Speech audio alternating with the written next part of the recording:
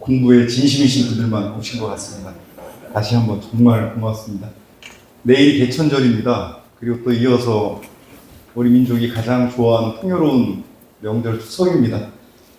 오늘의 교육이 주제가 교육인데 시민성 교육이지만 학교 교육과 포괄해서 교육 문제를 다루는데 내일이 마침 개천절이에요. 우리 민족은 봄을 사람으로 바꿀 정도로 확실하게 교육을 시켰던 민족이라서 아마 시민성이 부족한 국민들도 교육 내용을 따라가다 보면 봄이 사람이 된 것 같이 그렇게 변하는 그런 기적 같은 일들을 우리가 꿈꿀 수 있을 것 같습니다.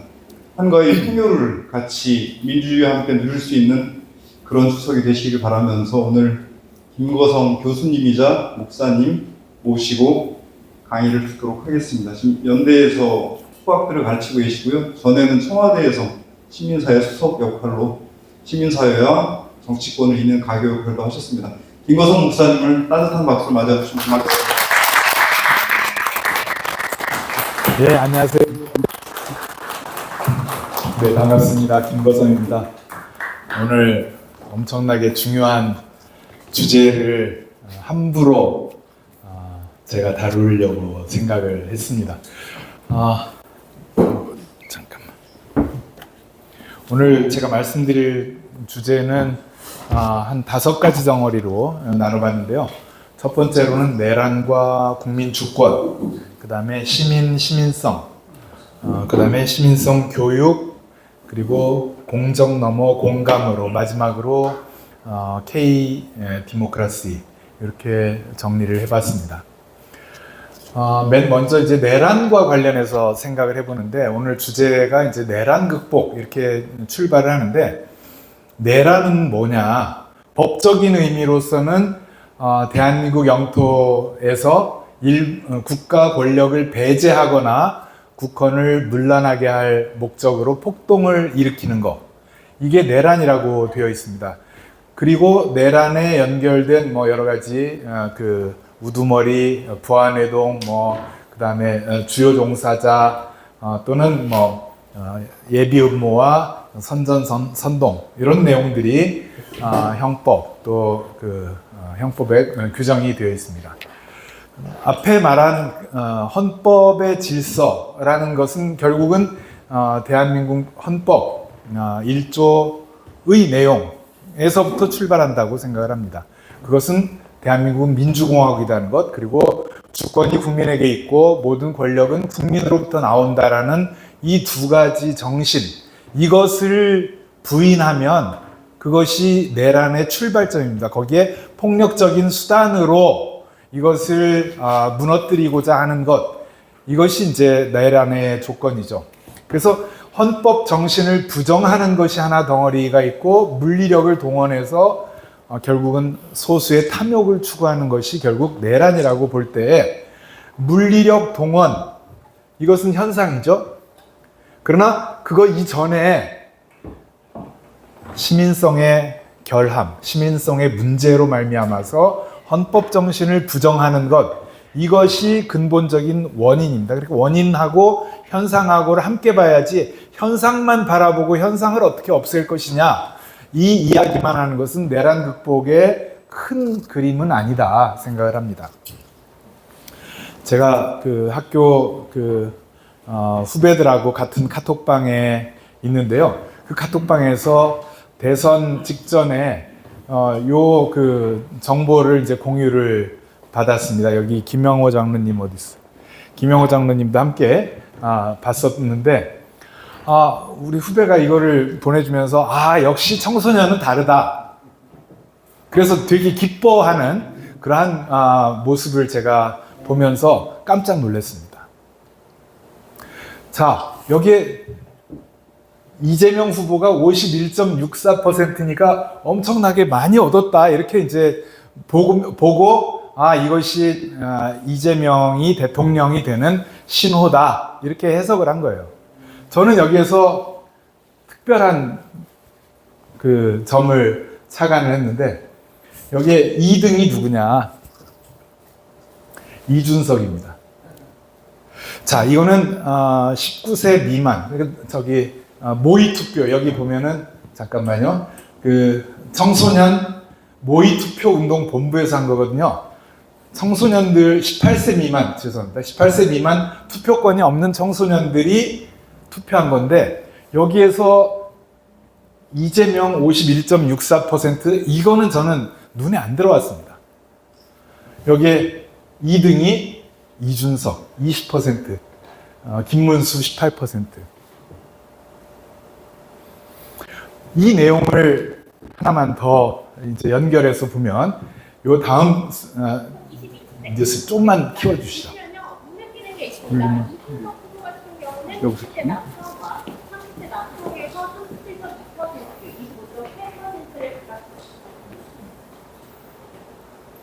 소리만. 예.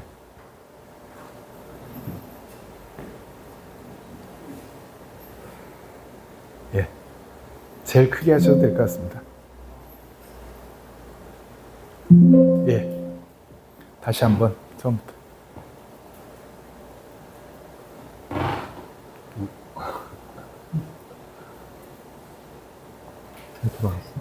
네, 2022년 보겠습니다. 보시면요, 눈에 띄는 게 있습니다. 이준석 후보 같은 경우는 20대 남성과 30대 남성에서 37.2%, 25.8%를 각각 득표할 것으로 예측이 되는 이런 상황인데요.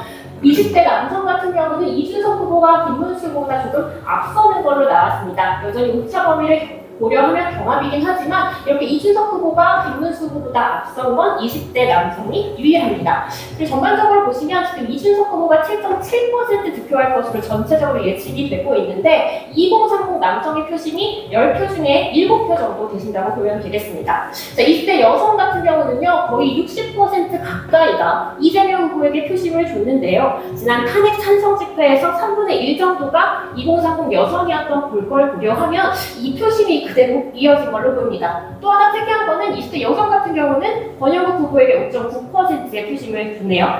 2030 예, 요 표입니다. 1등이 누구예요? 20대 남성에서 1등 이준석, 2등 김문수, 3등 이재명입니다.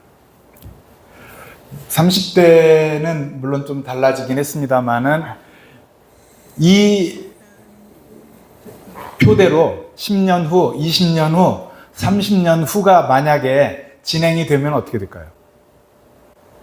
저는 그 내용을 보면서 끔찍했습니다. 그래서 앞에 그 모의 투표 결과를 보면서 이건 정말 우리가 크게 반성해야 되는 지점이다 이런 생각을 했습니다.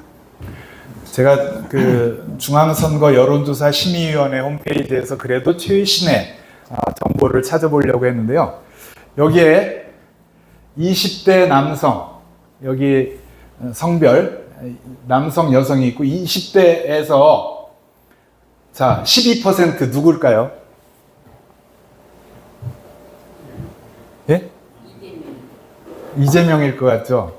다음 장래 정치 지도자 선호도입니다. 그래서 여기에서 보시면은 12% 이준석입니다. 이게 최근 자료예요. 예. 그래서 이러한 상태를 문제의식으로 우선 가지고 내란 극복이라는 것이 군대에 움직이지 못하도록 하는 것, 이것은 아주 눈앞의 이야기고 더 근본적인 관점에서 어떤 과제가 있는가 생각을 나눠보고자 합니다.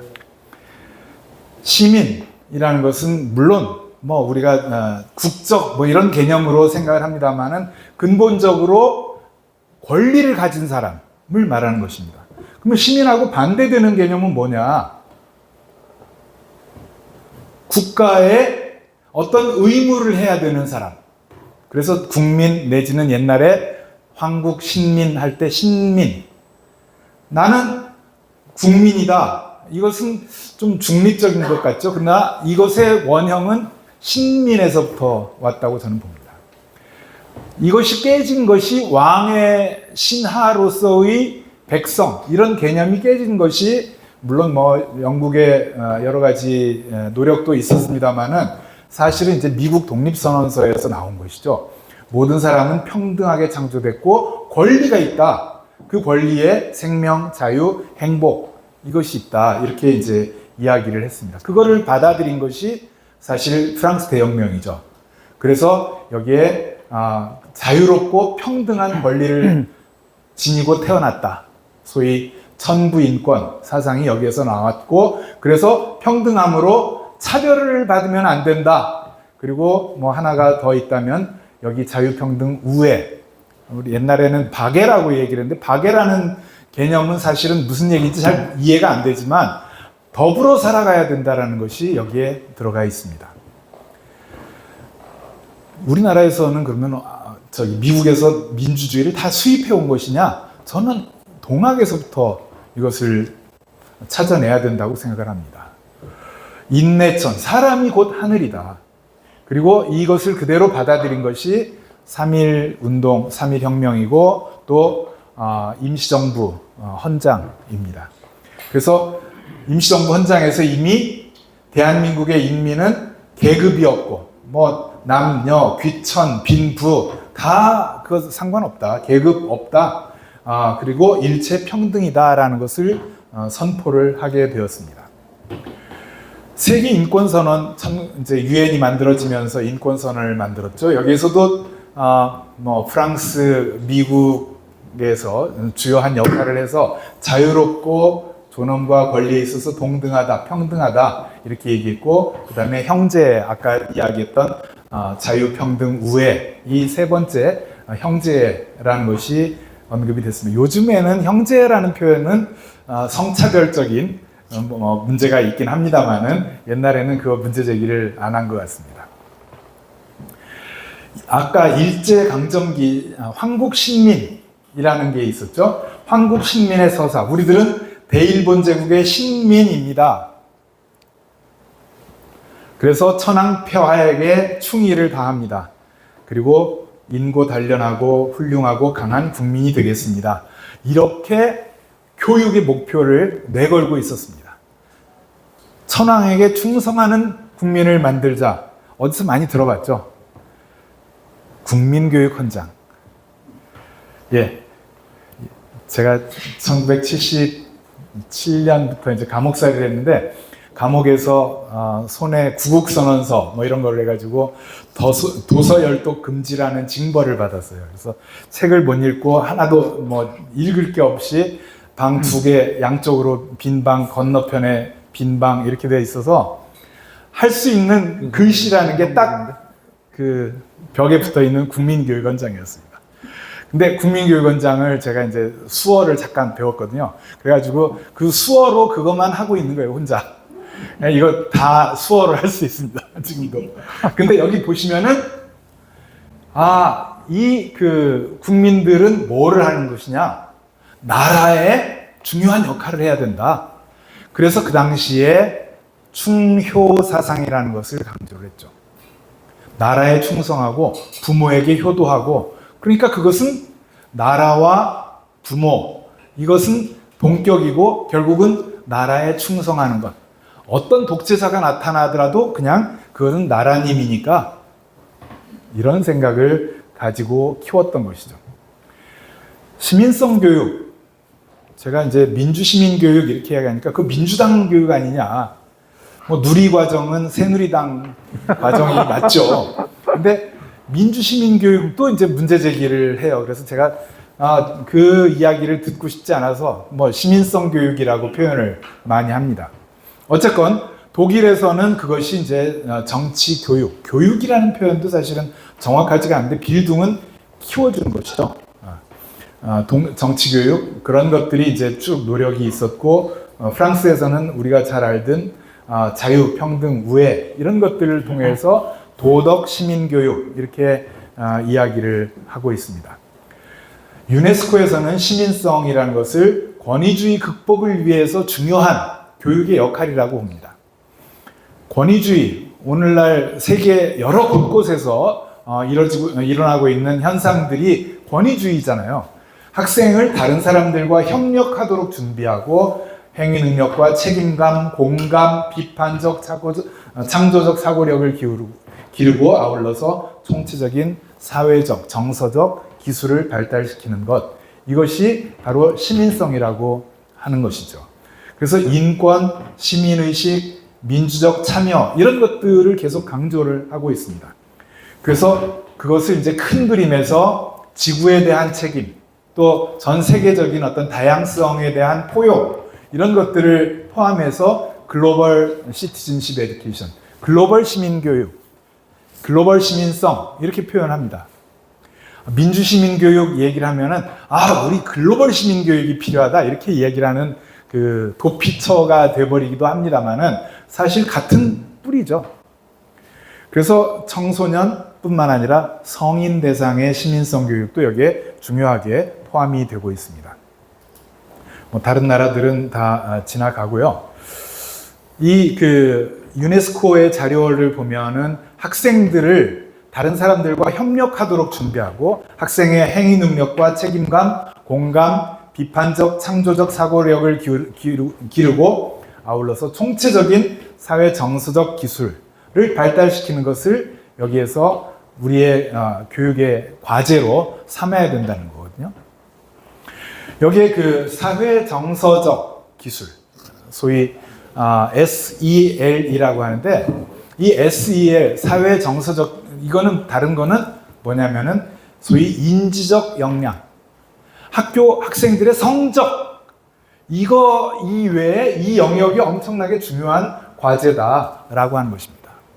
근데 우리는 사회 정서적 역량, 비인지 역량, 인지 역량, 학생들 성적으로 나타나는 것, 그 이외에는 별로 신경을 안 쓰죠. 한번 볼까요? 우리나라에는 사실은 교육의 헌법이라고 할 수 있는 교육기본법이 있습니다. 교육기본법을 정리를 할 때 세 가지를 제기했어요. 교육은 인격을 둬야 하고 인성이라고 이야기할 수 있습니다. 두 번째, 자주적 생활 능력.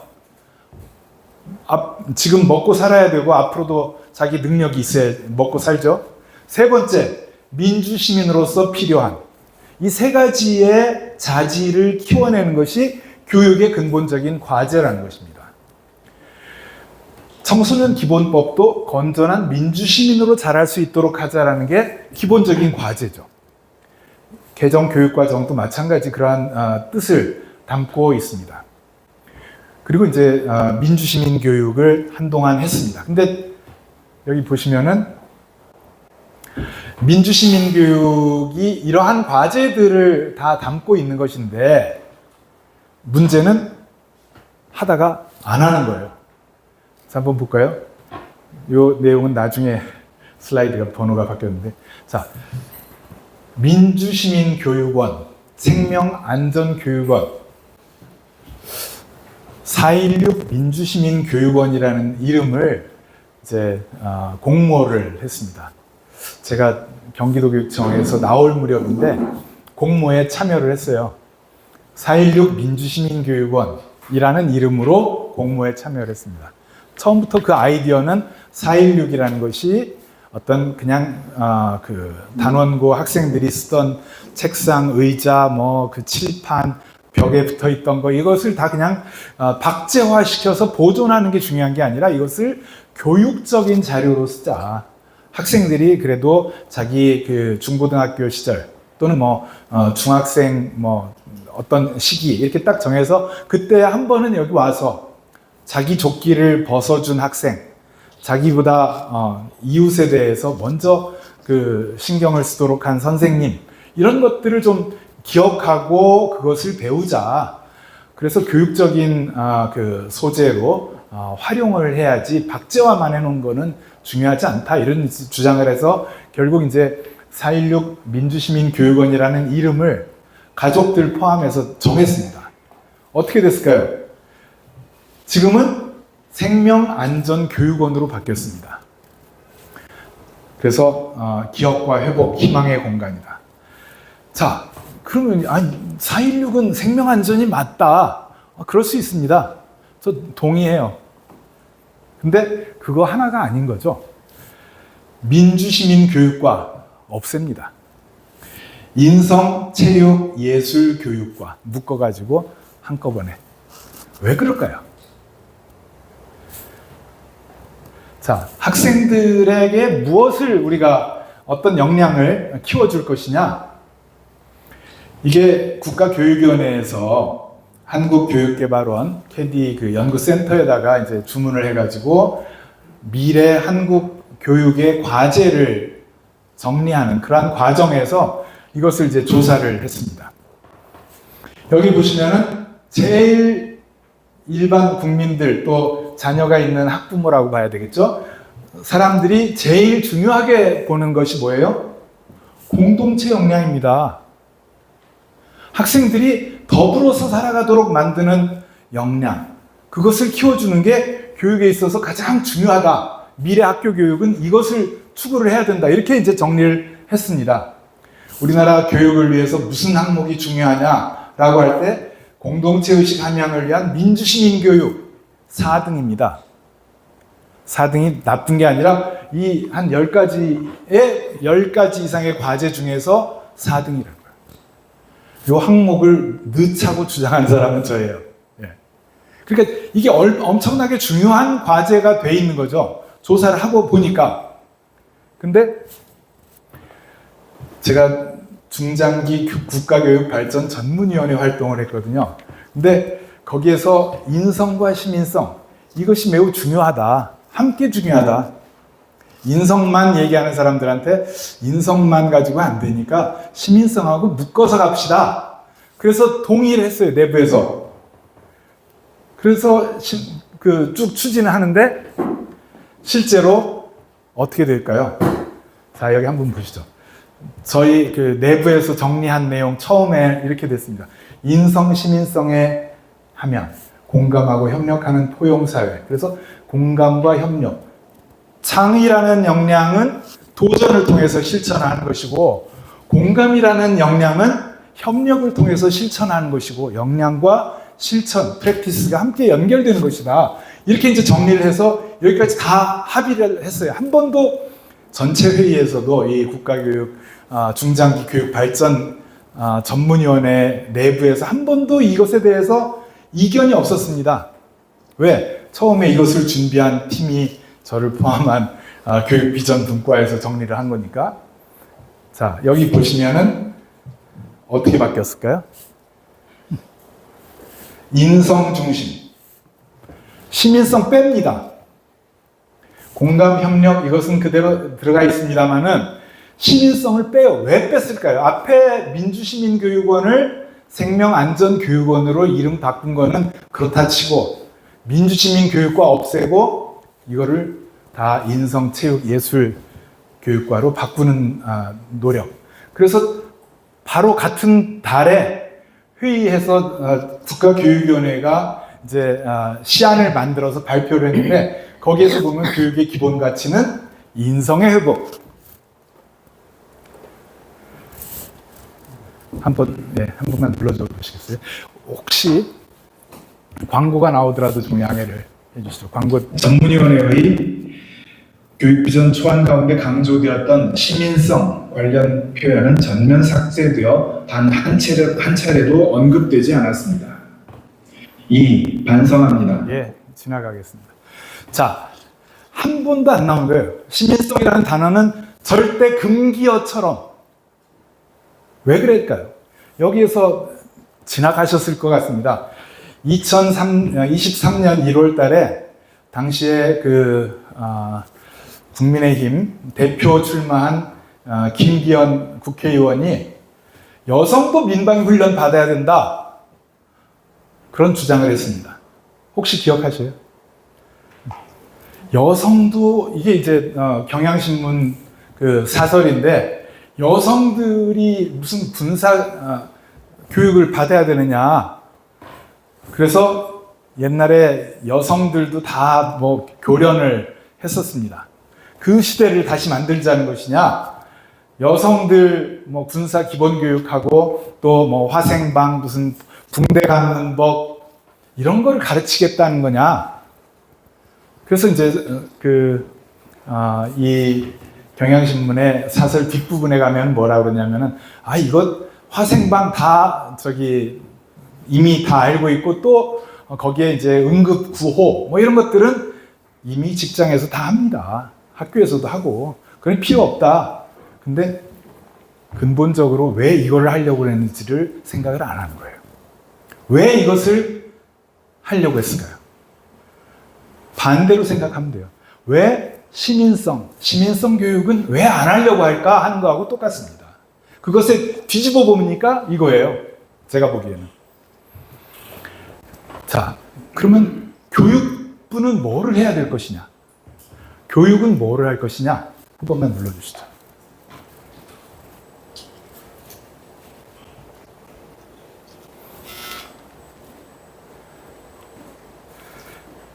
이게 이제 반도체 산업은 우수한 인재를 키워내는 것이 핵심입니다. 교육뿐만이 아니고 원 부처가 이 인재 양성을 위해 특단의 노력을 기울여 주셔야 할 것 같습니다. 계속 원고를 본다 뭐 그래가지고 교육부는 문제 제기를 하는데 공급하는 역할을 할 때에만 의미가 있다. 혁신을 수행하지 않으면 교육부가 개혁의 대상이 될 수 있다고 질타했습니다.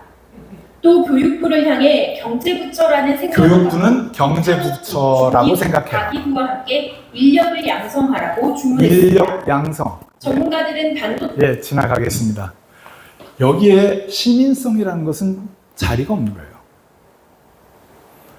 학생들, 뭐 의대 학생을 뭐 2,000명 증원을 한다. 그래서 의료 서비스의 질이 높아질 것이다.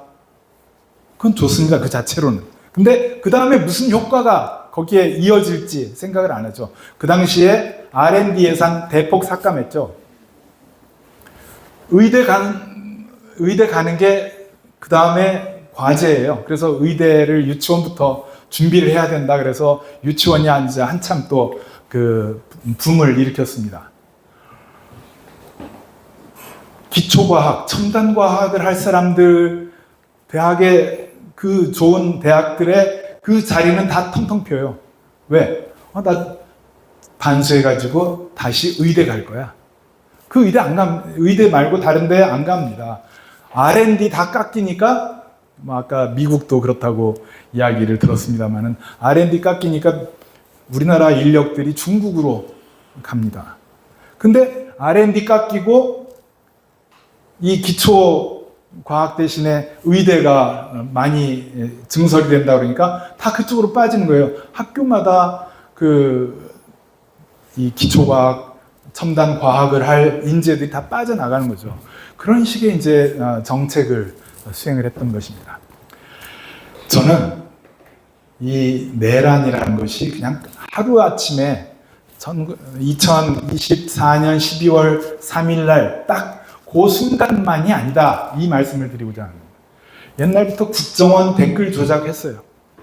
그 사람들 나름대로 눈물로 씨앗을 뿌린 겁니다.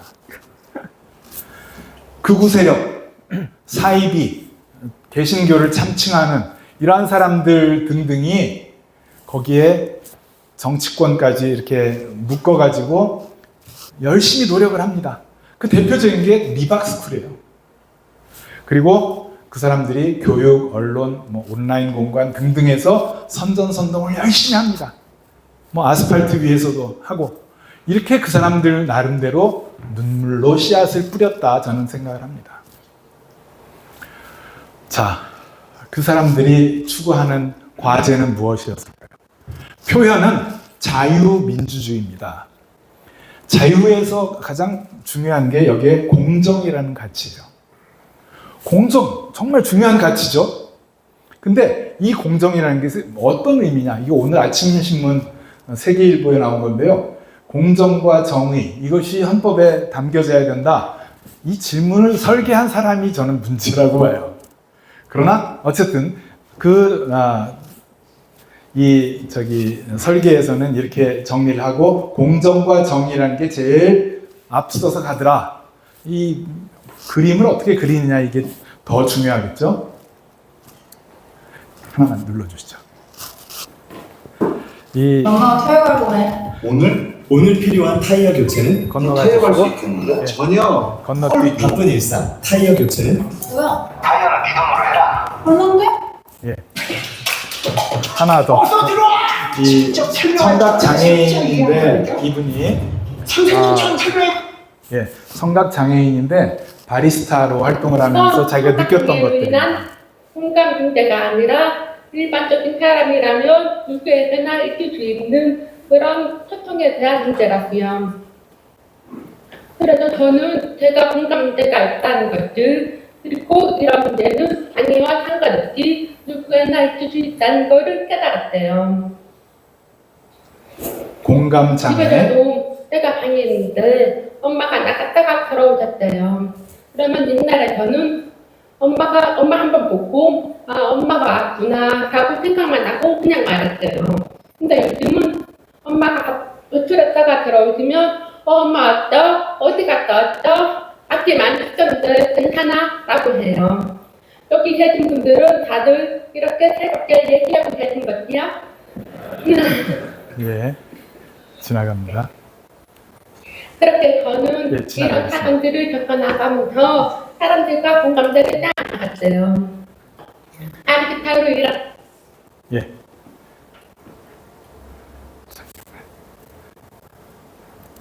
예. 이 공감이라는 게 얼마나 중요한지 이 말씀을 드리려고 합니다. 2022년에 제가 그 교육청 교육감 선거운동을 하는 과정이었는데요. 그때 이제 온라인으로 그 수업을 상지대 학생들하고 했습니다.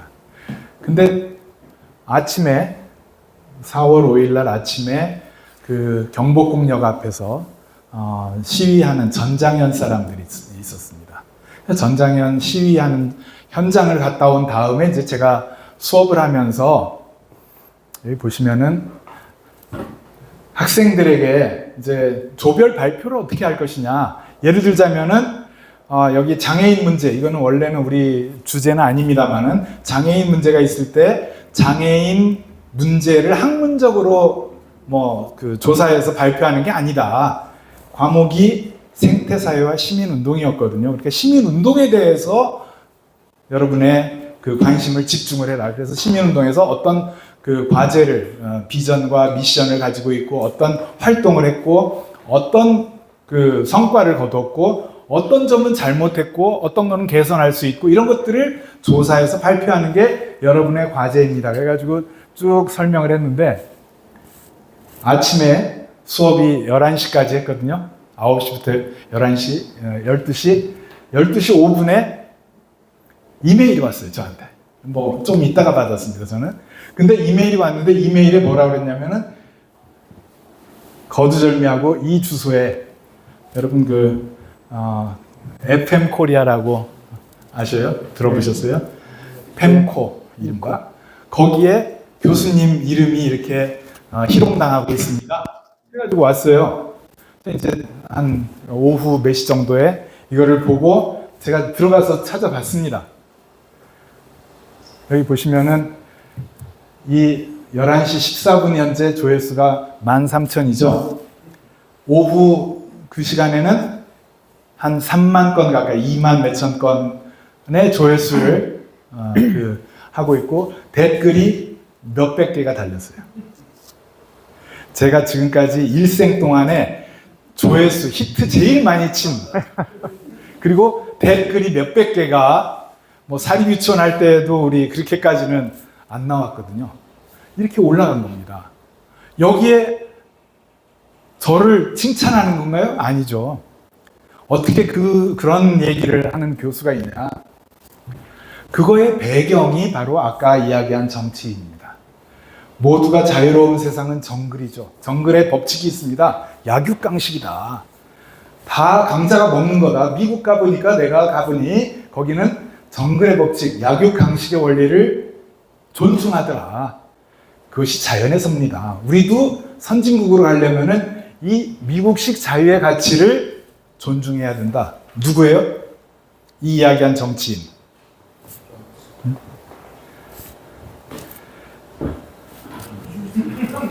예. 앞에 그 학생이 좋은 학교 다니다가 상치대로 전학 갔어요.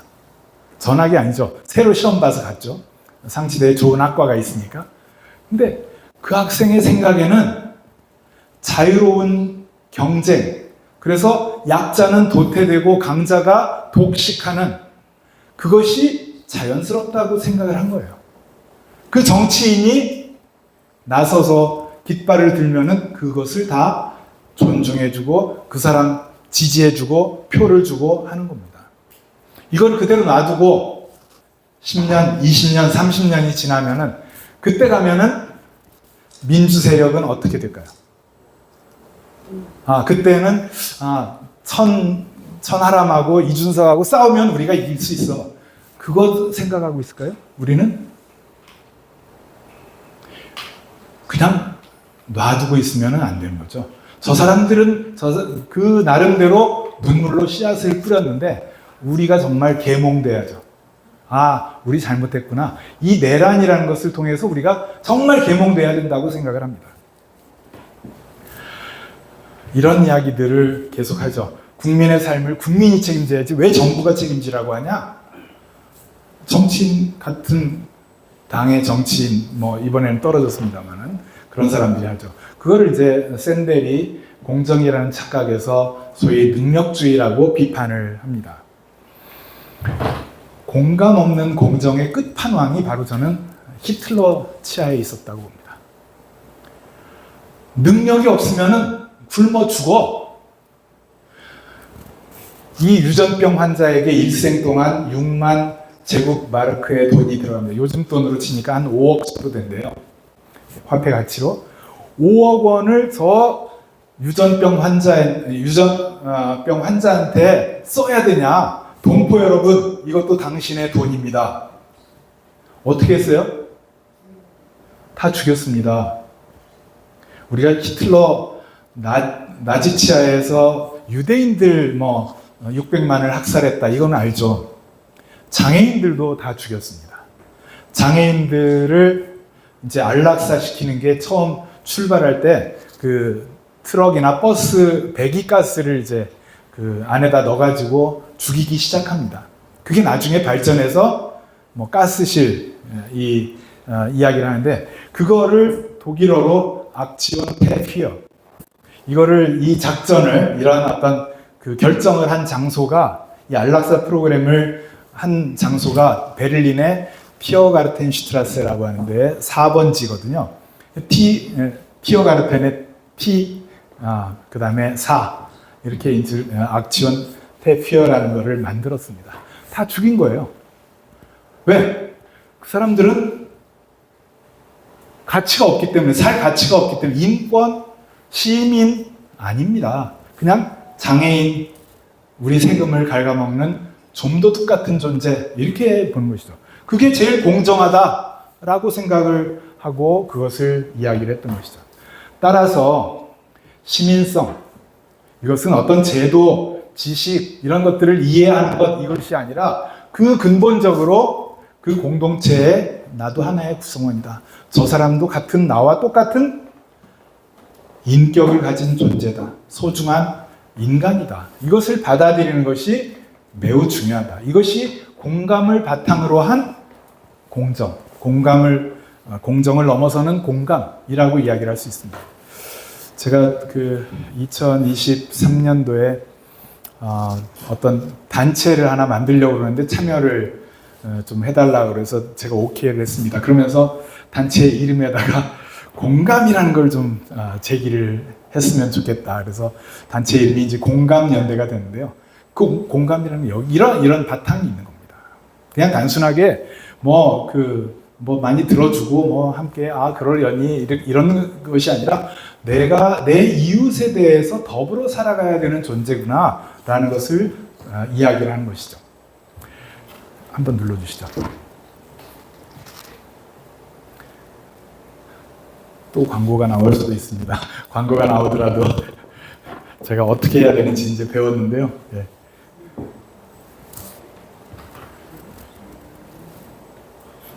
고 전태일 열사가 59기 추모식을 맞아서 노동계 인사론 최초로 국민훈장 최고 등급인 무궁화장을 받았습니다. 문재인 대통령은 오늘 오전 청와대 본관에서 전태일 열사에 대한 훈장 추서식을 갖고 노동인권 활동으로 사회 발전에 이바지한 고인의 공로를 되새겼습니다. 이번 행사에는 전태일 열사의 첫째 동생인 전태삼 씨와 둘째 동생인 잘 아시는 전태일 이야기 가운데 풀빵 이야기가 나오잖아요. 내 주변에 있는, 나하고 옆에 있는 시다, 소위 견습공이 밥을 못 먹고, 뭐 급여도 없으니까 밥을 못 먹고 그냥 수돗물 한 그릇 이렇게 들이키고, 이거를 보면서 이거 아닌데 자기 수중에 있는 집에 갈 차비 털어가지고 풀빵 사줬습니다. 여러분, 이 이야기는 그래도 많이 소개가 됐죠. 그래서 제가 그 학교에서 수업하면은 항상 이 전태일 다큐, 그 다음에 그 전태일 다큐를 하고 나서 그 학생들한테 이제 퀴즈를 해서 이 풀빵에 대해서 소개를 하는, 설명을 하도록 이렇게 하는 이제 시험 문제를 맨날 냅니다. 퀴즈를 맨날 냅니다.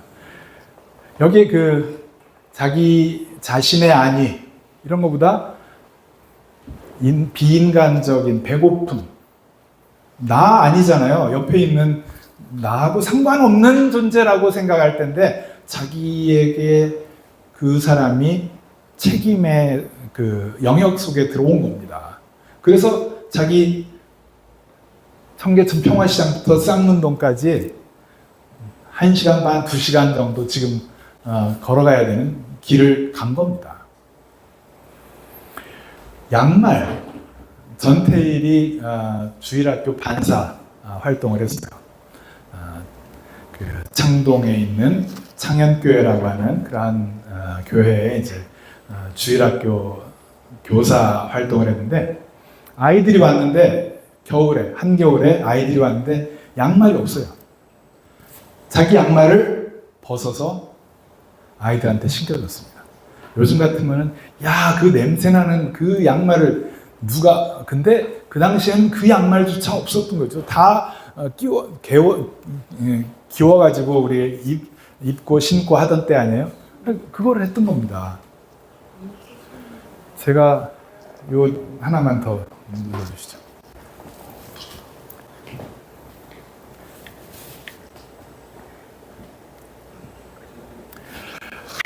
전태일 열사 앞에 그 나왔던 50주기의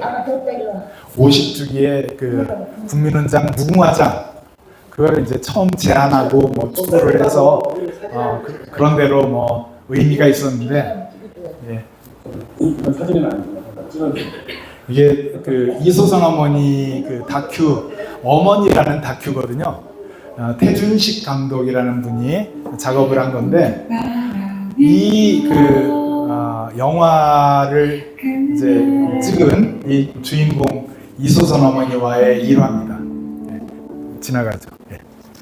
이 그 태준식 감독한테 오늘 튼다고 허락을 받았습니다. 그래도 그 이소선 어머니가 이제 제가 누상동이라는 종로에 그 청와대 근처에 있는 누상동에 그 살고 있을 때요.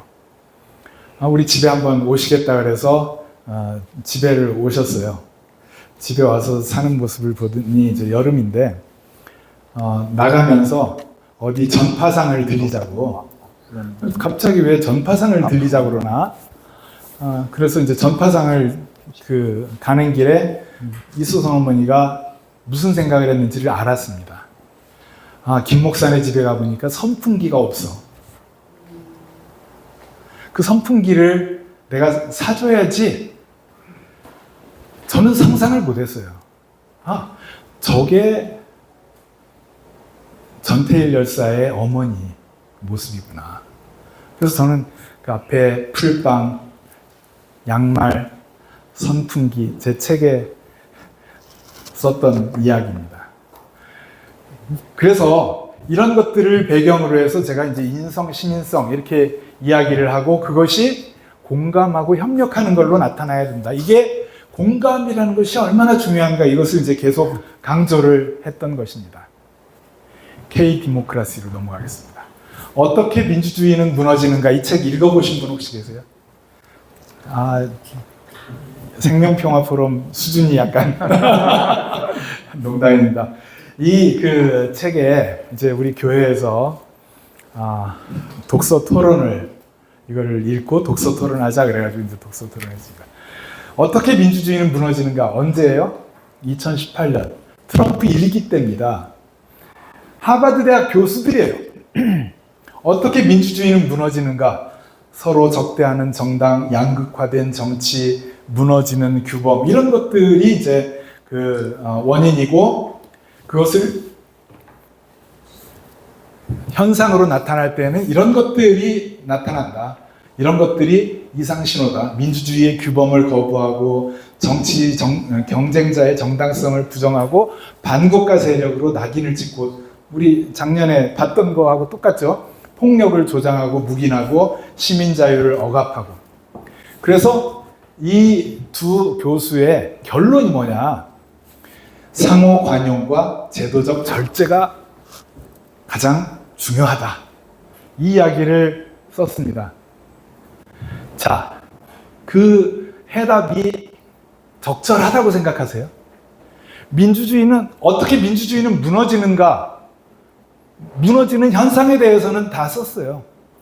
하버드 대학 정치학 교수입니다. 저 정치학 교수들 가까운 분도 계십니다만은 안 믿어요. 왜? 요 수준이니까. 제가 장공 김재준 목사 마이크 잡다 이 나중에 링크 타고 가시면 보시겠습니다만은 아프간 사태의 교훈. 미국의 입장에서 전 미국의 입장을 내가 편들고 안 들고의 문제가 아니라 미국의 입장에서 한번 생각을 해보자. 아프간에 가서 뭐 했냐? 군대, 경찰 양성하고 무기 좋은 거 많이 사다가 쟁여놓고 도로 닦고 다 했죠. 거기에 시민성을 키우기 위한 노력은 얼마만큼 예산을 썼을까? 한 20% 썼을까요? 10% 썼을까요? 5% 썼을까요? 꽝입니다, 꽝. 그야말로 기초교육. 그래도 여성 교육을 했다, 이런 성과는 있었을지 모르나, 시민성을 키워내는 노력 없이 군사력, 장비, 이것으로 뭐를 아프간을 자기네가 미국 입장이 좋다, 안 좋다는 건 상관없이 미국 입장에서 생각해 본다면 그것을 아프간을 바꿔낼 수 있다? 전혀 아닙니다. 그래서 그러한 것들에서 무엇이 중요한지를 좀 제대로 생각해봐라 이 이야기를 했습니다. 그리고 몇 가지 이야기를 더 했는데 우리는 이 대답을 줘야 돼요. 어떻게 무너지는가? 그것에 대한 해석은 그 사람들이 나름대로 했지만 어떻게 다시 일어서는가를 우리밖에는 답을 줄 수가 없습니다. 여기 우리 줄기찬 노력들이 있었습니다. 자기 목숨을 내걸고 민주주의를 위해서 헌신한 그러한 희생들이 있었습니다. 그리고 길거리에서 그 어려움에도 불구하고 추위에도 불구하고 싸웠던 그런 노력이 있었습니다. 이것을 이어받을 수 있도록 시민성 교육을 강화해야 이것이 바로 다시 민주주의가 일어서는 길이라고 저는 생각을 합니다. 그래서 학교와 사회, 학교만 열심히 민주시민 교육을 하면은 끝나는 게 아니죠. 사회도 마찬가지로 함께 시민성이 보장되는 현장을 만들어야 되고 또 교육도 해야 되죠. 그리고 여러 가지 법제, 조직, 예산 마련해야죠. 교육계, 사회, 시민사회 협력해야죠. 또 지역사회와 공동체, 개인의 노력이 함께 필요하다고 생각하는데 이 분야에 대한 전문가님은 여기 계시니까 제가 더 이상은 지나가고 안 하겠습니다. 어떻게 민주주의는 다시 일어서는가? 이 고민을 가지고 계속 주장을 했는데 최근에 이제 TV 조선이라고 하는 거창한 방송에서 그 뭐 교육 포럼을 하는데 발제를 해달라 그래서 이 주제를 이제 했습니다. 사실은 여기에 그 시민성뿐만 아니라 삶의 질이라는 한 덩어리가 더 있는데요. 그거를 강의를 하고 집에 돌아왔는데 이진 목사님하고 하룻밤 잔 다음 날 오니까 이 책이 도착해 있는데 이 책을 보니까 그 이야기들이 다 있는 거예요. 여기에 보시면은 자존감, 공감, 공화주의와 민주시민교육. 민주주의 시대 교육은 무엇으로 응답할 것이냐? 민주주의 위기 시대, 아까 어떻게 민주주의는 무너지는가에 대한 답은 여기에서 저는 찾아야 된다고 생각을 합니다. 이혁규 교수라는 청주교대 총장하셨고, 뭐 이번에 교육부총리 인사 검증까지 했던 분으로 제가 알고 있습니다만은 어쨌든 그분의 책이에요. 그래서 자존감 교육, 공감 교육, 공화주의와 민주시민 교육 이런 것들이 민주주의 위기 시대의 교육의 대답이다. 근데 교육만이 아니죠. 사회 모두가 함께 노력해야 되는 과제라고 생각합니다. 독일 정치교육이라는 책이 지금 지난달에 이제 뜨끈뜨끈한 상태인데요. 출판이 됐습니다. 제가 작년 벌써 오래전에 이 책을 넣었는데 여기에 이제 추천사를 쓰라고 해서 이렇게 썼습니다. 한국 교육의 혁신, 누구나 민주시민으로서 필요한 자질을 갖추어가도록, 그게 교육기본법에 있는 거니까 혁신에 이바지하여 지속가능한 민주주의. 민주주의가 어떻게 지속 가능하냐? 우리 후세들에게 있어서는 민주주의가 과연 지속 가능한가? 이 질문을 해야 되는데 그것의 바탕이 민주시민교육이다라고 생각을 하는 것이죠. 그것이 오늘과 내일 행복하다. 근데 자살률 최고잖아요. 이런 것들을 극복하고 모두가 오늘과 내일만이 아니라 오늘 지금 현재도 함께 더불어서 행복한 질 높은 삶을 누릴 수 있는 사회를 만들어가야 된다 이렇게 합니다. 제가 이 시민성 교육 이렇게 강조를 하니까 시민성 교육이 왜 필요하냐, 왜 중요하냐 이야기를 또 물어봐요. 제가 마지막 슬라이드를 이렇게 했습니다. 우리 교회 누군지 아시죠? 예. 여기 우리 교회에서 오신 분들이 몇 분 계신데 자기가 합동 측의 교단에 다니고 있는데 도저히 그 목사님 설교를 못 듣겠다. 뭐 전광훈 그 중계 방송하듯이 합니다. 제가 그래서 그 청년한테 물어봤어요. 이번에 이제 지난해 계엄 선포, 이 내란 사태에 대해서는 그러면 그 교회에서는 뭐라고 한다더냐? 그랬더니 다 이유가 있겠죠? 이렇게 이제 목사님이 이야기를 한다더라. 이 이야기를 들었습니다. 저한테 이제 문자를 보내서 그 교회를 좀 다니고 싶은데 가도 됩니까? 제가 평생토록 뭐 지금 몇십 년 동안 목사로 살아가고 있는데 교회를 다녀도 됩니까? 라고 질문한 사람 딱 한 사람이에요. 이 친구예요. 이 친구가 교회를 옮기겠다. 그래서 이제 뭐 안 되겠다, 뭐 된다 하다가 결국 이제 우리 교회로 와서 이제 우리 교회를 다니고 있습니다. 왜 이렇게 됐을까요? 학교에서 하남 경영고등학교인가 뭐 정보경영고등학교인가 거기를 다녔는데 민주시민 교육을 통해서 뜨인 겁니다. 내가 다니고 있는 교회에서 목사님이 저렇게 얘기하는 게 저거 아닌데 민주시민 교육을 통해서 변화가 된 겁니다.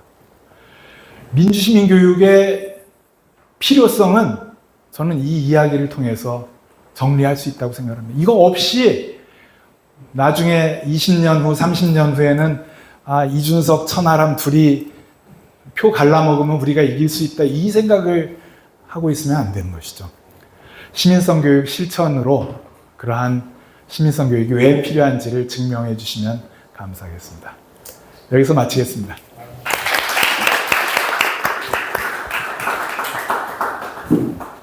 혹시 질문이 있으시면은 함께 고민하는 시간으로 가시죠. 네, 너무 친절하셔서 진행자 역할까지 맡아서 해주시고 감사합니다. 저는 그동안에는 이제 그 시민운동가로만 알고 있었는데 오늘 뵈니까 정말 한 사람의 따뜻한 교육자를 제가 다시 뵙게 돼서 더 반갑다는 생각이 들었습니다. 여기 강의를 들으시면서 아시겠지만 PPT에 온갖 정성을 다 담으셨어요. 원래 수업 준비 많이 하는 교사들이 정말 교육 재료를 많이 준비하거든요. PPT 만드신 거 보니까 굉장히 많은 자료들을 여기다 넣으시려고 애를 쓰셨구나라는 생각이 들었고, 그걸 굉장히 자상하게 저희들을 이끌어 주셔서 다시 한번 감사 인사드립니다. 박수 한번 보내드리고 질의응답 순서로 가도록 하겠습니다. 혹시 강의에 대한 뭐 궁금한 내용이 있거나 아니면 다른 의견이 있거나 다 좋습니다.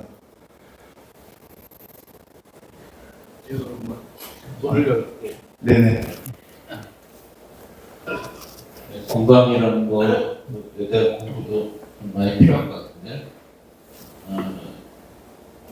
전에 계신 교육감께서 이제 주장하는 이것수나 이것수자 아주 맛있게도 이제 고등학교를 짓는 고등학교 이름이 또 공교롭게 또 첨단 고등학교인데 거기 맹꽁이가 없어요. 맹꽁이 때문에 교사를 못 줄 것 같아가지고 얼른 후닥후닥 대처했을 때 모르겠다. 그래서 제가 좀 말을 했습니다. 교육을 하려면 맹꽁이가 있어야 좋지 왜 대처했을 건 갖다 버리는 거나 그런 거 필요해서 살지 못하거든요. 그래서 이제 전자로 가서 아파트, 고급 아파트, 아주 인천에서 제일 비싼 아파트에 녹지랑 같이 연결을 하면 처음에 사겠더라고요. 그러면 이제 교육감이나 인천시장이 그렇게 될 텐데, 결론은 환경부 요청으로 대체세대로 옮기는 걸로 마무리를 했다고 하더라고요. 그리고 고발하려면 고발해야 하는 식의 전화를 받았습니다. 고발하지도 않았고요. 환경단체가 좀 넓게 줬으면 하고 기대했는데 환경단체 집 바꿔가지고 말도 못 꺼냈어요. 그냥 거기도 없었고 살아남기를 기대해야 될 텐데, 얘기를 왜 길게 했냐면 공감이라는 것이 전세대 공감도 어려운데 우리 미래 세대와 공감하기 정말 어렵습니다. 이대로 가면 정말 미래 세대가 없거든요. 태어나지 않은 미래 세대를 위해서 우리 어떤 공감을 해야 될까? 저는 이게 좀 힘든데 거기에 대해서 포함해가지고 또 조정을 해줍니다. 공감의 그 시간적인 측면하고 공간적인 측면 두 가지가 있다고 생각합니다. 공간적인 측면을 얘기를 하면은 뭐 바로 옆에 있는 이웃도 있고 뭐 남수단에 있는 또는 뭐 북한에 있는 뭐 어디 그 시리아에 있는 뭐 가자에 있는 그 모든 그 사람들 포함해서 내 어떤 공감의 범위를 확장하는 게 이제 공간적인 범위의 확장이라고 생각을 하고요. 시간적으로 생각을 해보면 그것은 내 내 후세들이 살아갈 세상, 그 후세들과 공감이 필요한데 그것은 결국은 자연, 기후, 환경, 뭐 동물 이런 영역에 대한 공감을 갖는 것이라고 생각을 합니다.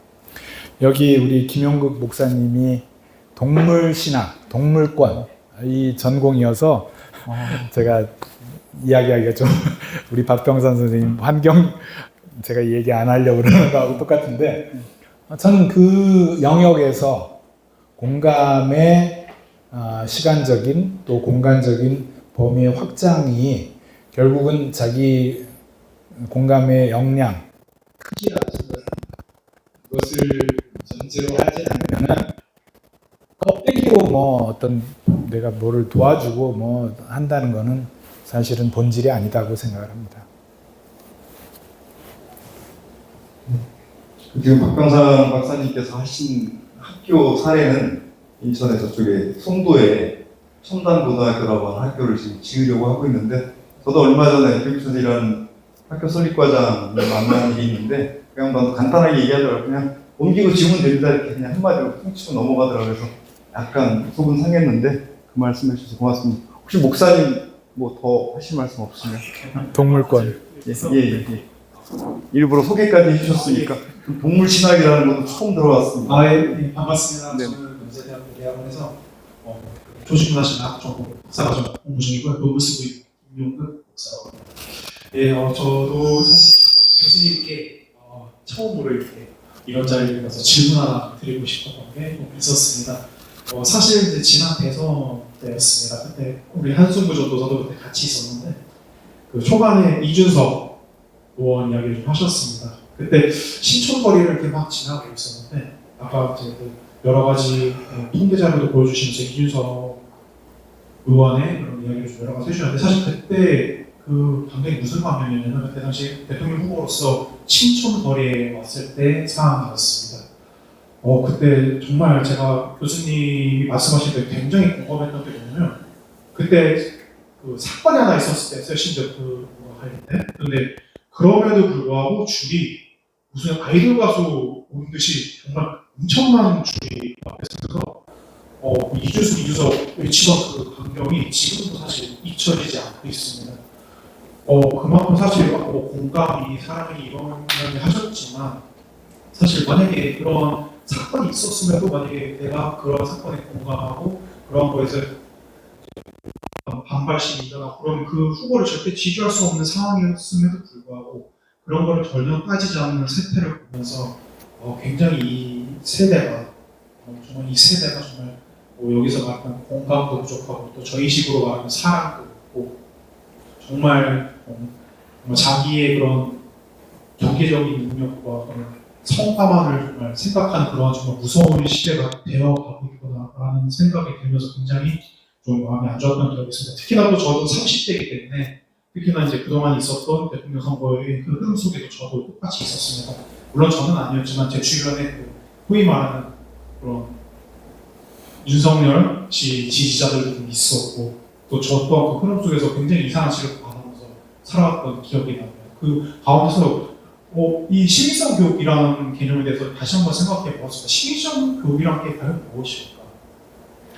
정말 대단한 건 아니라고 생각합니다. 사실 모든 사람과 공감할 수 있고 그 사랑을 나누고 그 공감을 통해서 또 다른 사람에게 다시 그런 사상을 넘겨주면서 정말 우리가 꿈꿔왔던 우리족 대한민국의 정말 민주시민으로서의 그런 삶을 살아갈 수 있는 것 그 자체가 사실 저는 이 시민특권 교육의 정말 목적이자 최종적으로 가야 될 꼬리 지점이라고 생각을 하고 있습니다. 이 점에 있어서 사실 우리 세대가 저희 세대가 왜 이렇게 시민성 교육이 실천에 있어서 이렇게 밀려날 수밖에 없었을까?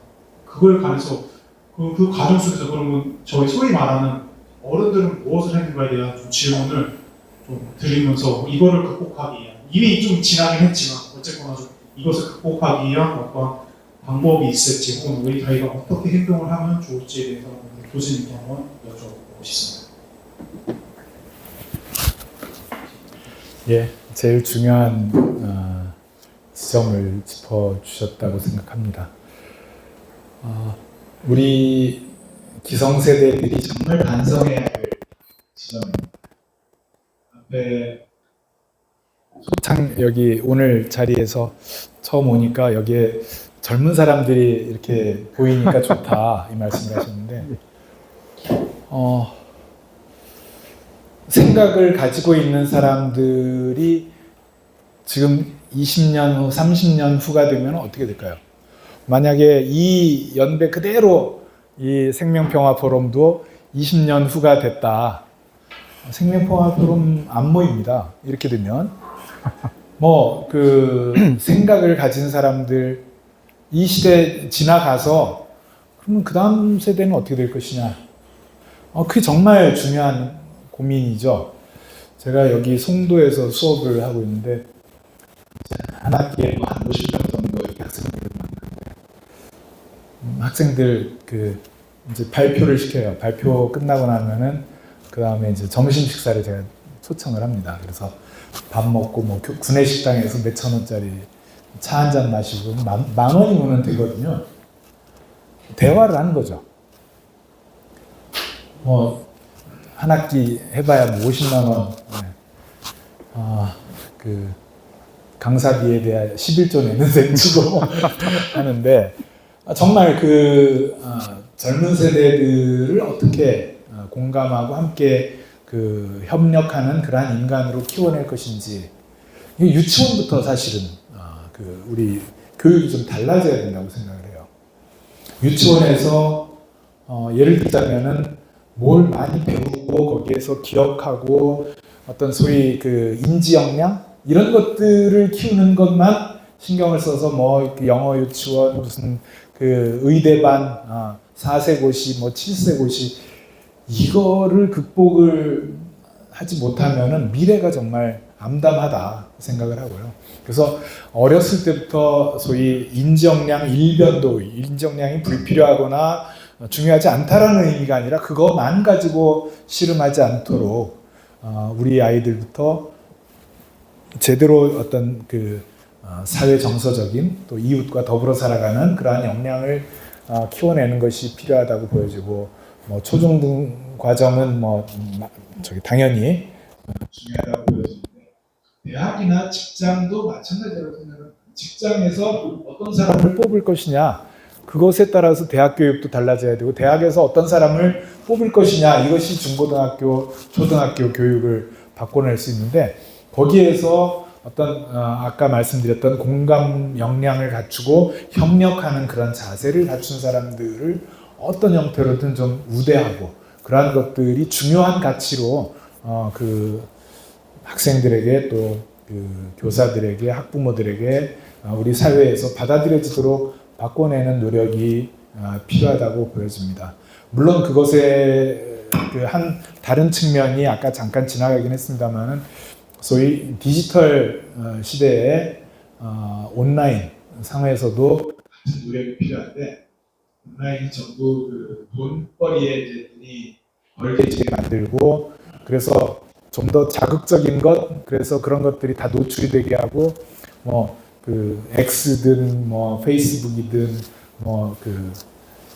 다른 여러 가지 이제 채널들이 그런 식으로 돌아가고 있는 것도 법적인 또는 사회적인 어떤 통제가 되어서 정말 함께 더불어서 공감하고 협력하는 그런 분위기를 키워내는 방식으로 바꿔내는 노력이 결국 미래를 우리가 지속 가능한 민주주의 사회로 만들 수 있다. 또 우리가 그런 노력을 통해서 한국 보니까 이렇게 하니까 되더라. 이런 것을 전 세계로 수출할 수 있지 않을까 생각합니다. 하나만 더 말씀을 거기에 이어서 드리면은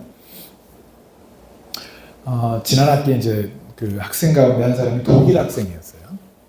독일의 지난 총선에서 독일을 위한 대안, AfD라고 하는데 독일을 위한 대안이라는 극우정당, 우리로 치면 헌재에서 쟤네는 극우다 이렇게 이제 규정을 했는데 거기가 제2당이 됐어요. 제가 궁금해서 어떻게 독일의 정치 교육, 우리로 치면 이제 시민성 교육, 민주시민 교육을 열심히 한 독일이 모델이 되는 독일이 어떻게 저런 결과가 나왔냐?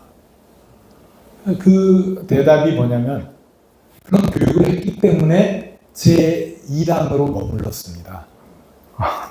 제1당 미국 그냥 꽝 되는 거 아니에요. 다 전 세계적으로 이제 그런 극우가 발호하는 그런 분위기에서 그나마 2당으로 극복을 했다. 그것도 지역을 보니까 다 구동독 지역이에요. 그러니까 민주 시민 교육, 민주적 어떤 실천, 역량 이런 것들이 떨어지는 그러한 상태에서 그런 극우가 발호할 수 있다라는 것을 이제 느꼈습니다.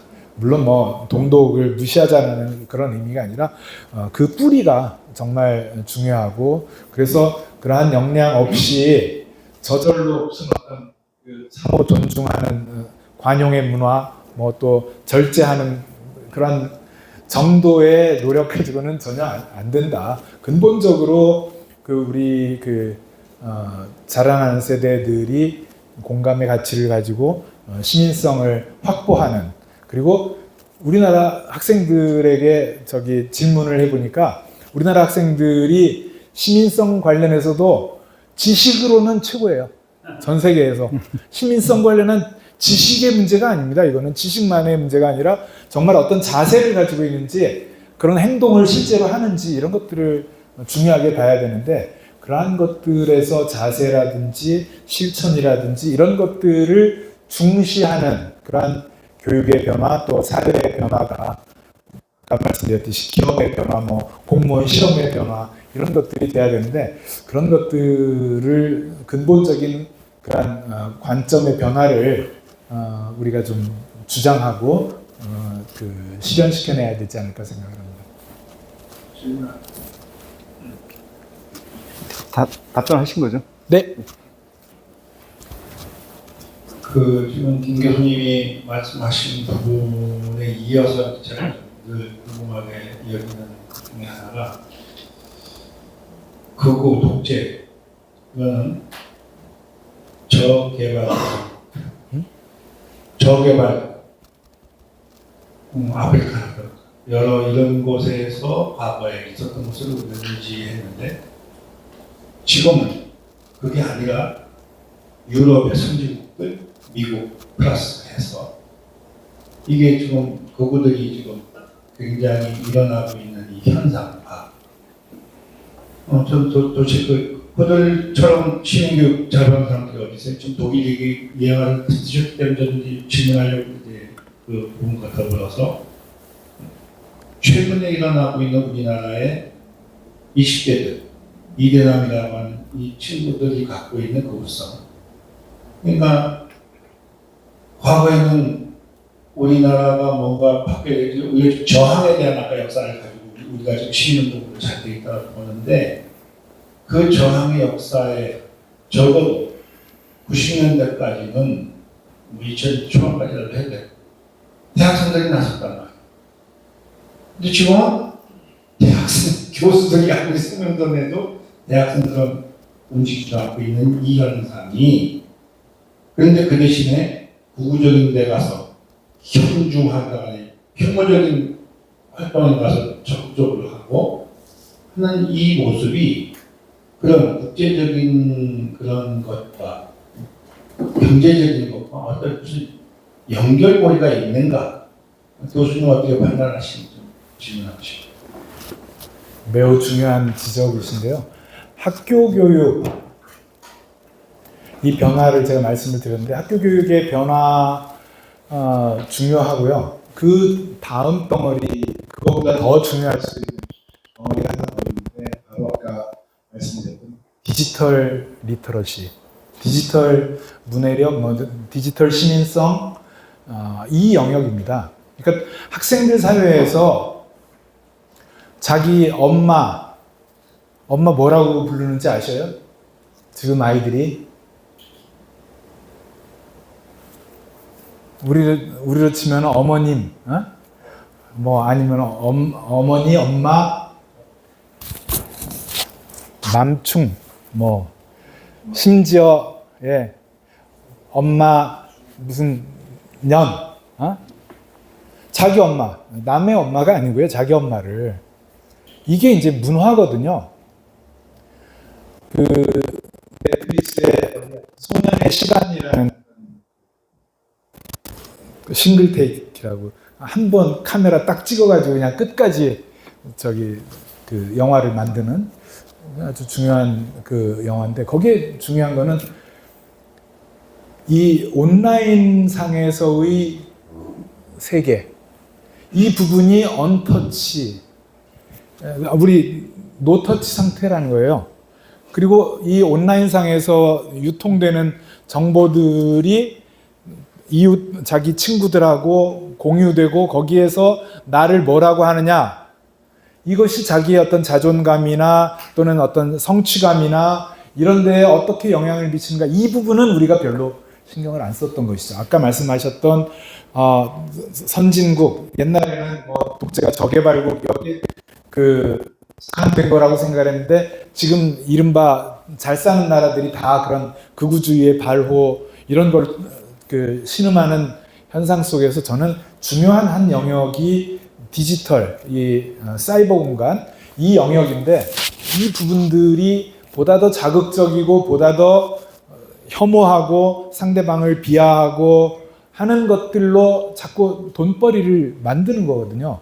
그러니까 거기에 그 소위 그 버블, 에코 자기 반향 효과라고 그러죠. 그 자기 유튜브 뭐 보고 나면은 계속 거기에 연결된 것만 계속 추천을 하고 그러면 거기에다 좋아요하고 그 돈 보내고 이런 것들로 계속 자극적으로 이렇게 만들어 나가고 그것이 결국은 현실 공간과 사이버 공간의 경계를 허물고 사람을 죽이는 걸로 나타난 게 이 소년의 시간에 나오는 그 이야기거든요. 그래서 그 우리가 뭐 큰 덩어리 또 하나의 주제는 이 사이버 공간에 대한 제대로 된 어떤 그 지도, 그 견인, 통제 이걸 어떻게 할 것이냐 이 부분은 매우 중요한 과제라고 보여집니다. 그래서 저는 뭐 그 한 가지로 그 소위 잘 사는 나라들의 그 극우화 이것의 원인을 다 찾을 건 아닌데 그 영역이 매우 중요하다고 보여져요. 그래서 미국에 제가 트럼프 당선될 무렵에 그 미국에 있었는데 뭐 토론 TV 라디오 토론 프로그램을 잠깐 듣고 있었는데 거기에서 그 얘기를 해요. 정치 전문가들이 이번에 트럼프가 이긴 지역들 그 미국은 이제 주별로 소위 승자 독식을 하잖아요. 이제 스윙 보터 지역들이 이제 뒤집어진 지역들 보면은 그 표수가 큰 차이가 아니거든요. 우리가 생각하기에 뭐 몇십 % 차이 이런 거 아니고 조금씩 이제 졌는데 그만큼을 미국 민주당이 진 지역들을 보니까 아랍계 사람들한테서 표를 다 잃었다. 정치 분석가들의 해석입니다.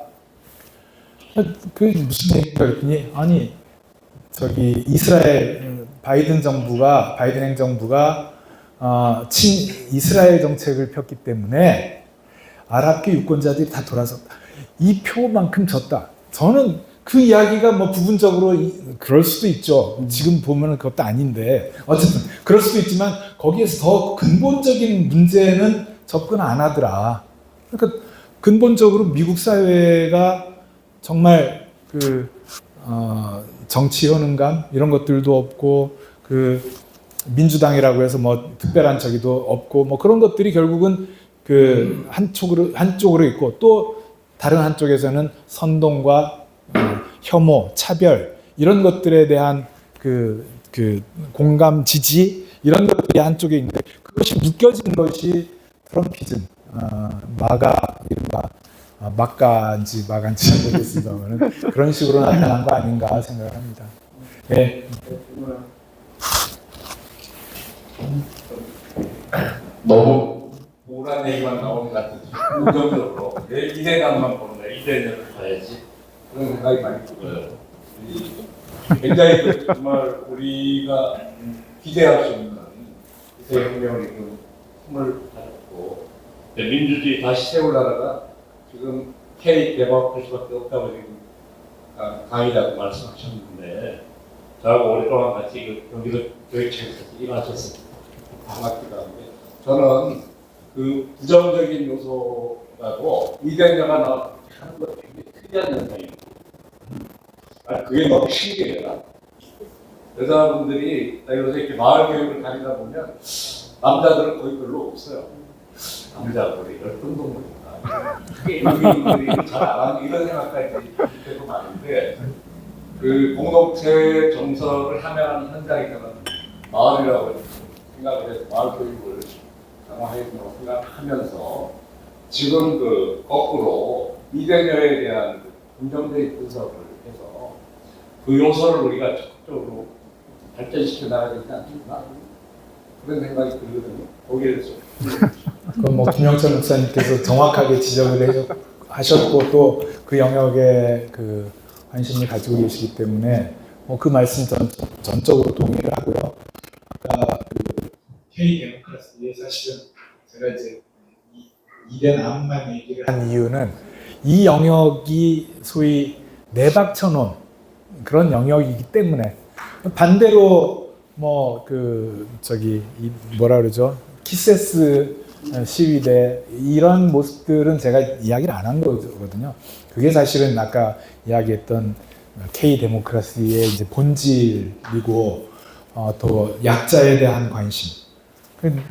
그동안에 뭐 전태일 기념관 짓자 암만 노력해도 안 됐거든요. 근데 거기에서 딱 팍 튀어버리잖아요. 그런 모습들 또 농민 시위 남태령 공감하고 거기에 연대하는 모습. 그것이 이제 사실 배경에 있는 힘인데 다른 쪽 소위 우리가 신경 안 쓰고 놓치고 있는 다른 쪽만 좀 이야기를 드린 거죠.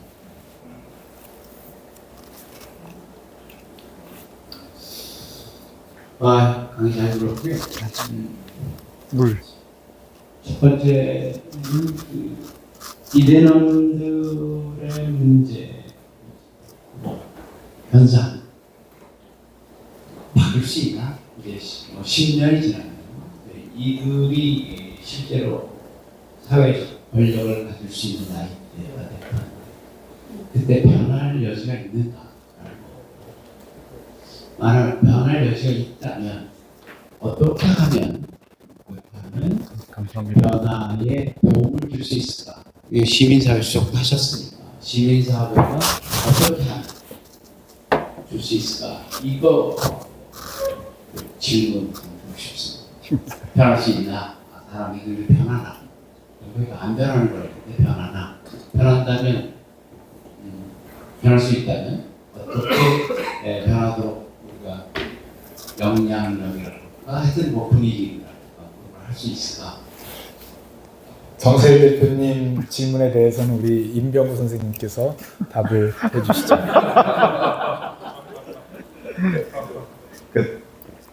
제가 답변하는 것보다 일단 민주시민 교육을 인천시 교육청에서 입안하시고 교육국장까지 하시고 현장에서 교장으로 퇴임하신 이종원 국장님도 계시거든요. 그래서 한번 질문도 하시고 오늘 의견 좀 말씀 주시고 그런 이제 더 교육적인 토론을 논의를 좀 풍부하게 하실 수 있지 않을까 싶습니다. 질문 하나. 예.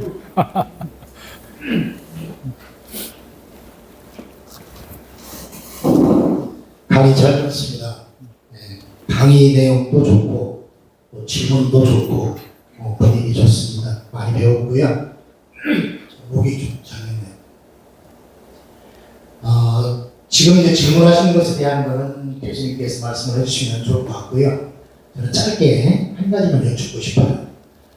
지금 현재 도서문 교육감이 이른바 진보교육감, 촛불교육감으로 7년을 넘어 이제 8년째 인천교육의 수장으로서 일을 하고 있습니다.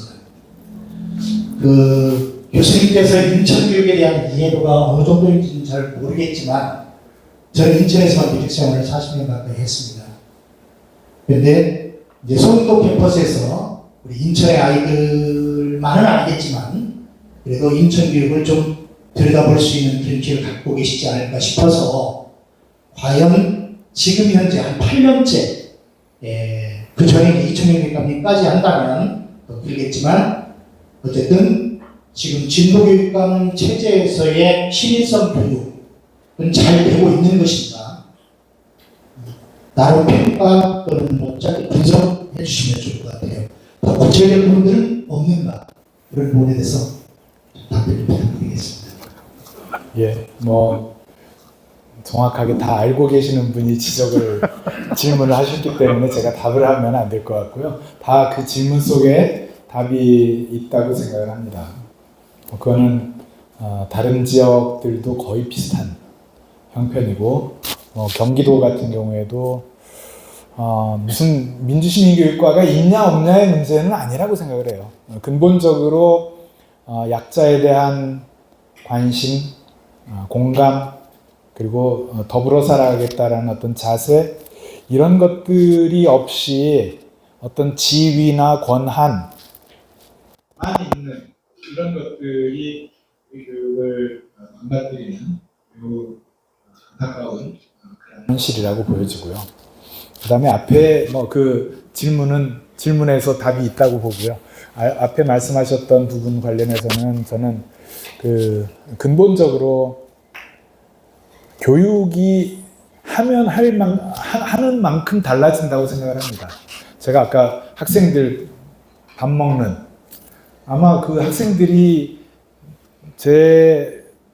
저를 접하면은 자기 부모님보다 더 위에, 할아버지하고 그 중간 정도, 아버지하고 중간 정도 되는 뭐 큰아버지나 뭐 이렇게 되는 이런 존재들일 텐데, 한 학기 그 공부하고 또 밥 먹고 대화하고 그러면서 조금씩 달라지거든요. 저는 느낍니다. 물론 상지대 제가 할 때는 조금 더 어려웠다 이렇게 말씀을 드리는데, 그러면서 그 학생들이 이제 생각을 해볼 주제들이 나오고, 뭐 한 학기 끝나고 제일 제가 이제 연대 같은 경우는 기독교 관련 과목인데, 상지대 같은 경우는 생태사회, 시민성 이런 주제인데, 제일 이번 학기에 머릿속에 이렇게 딱 박힌 사람 대부분들이 다 전태일이거든요.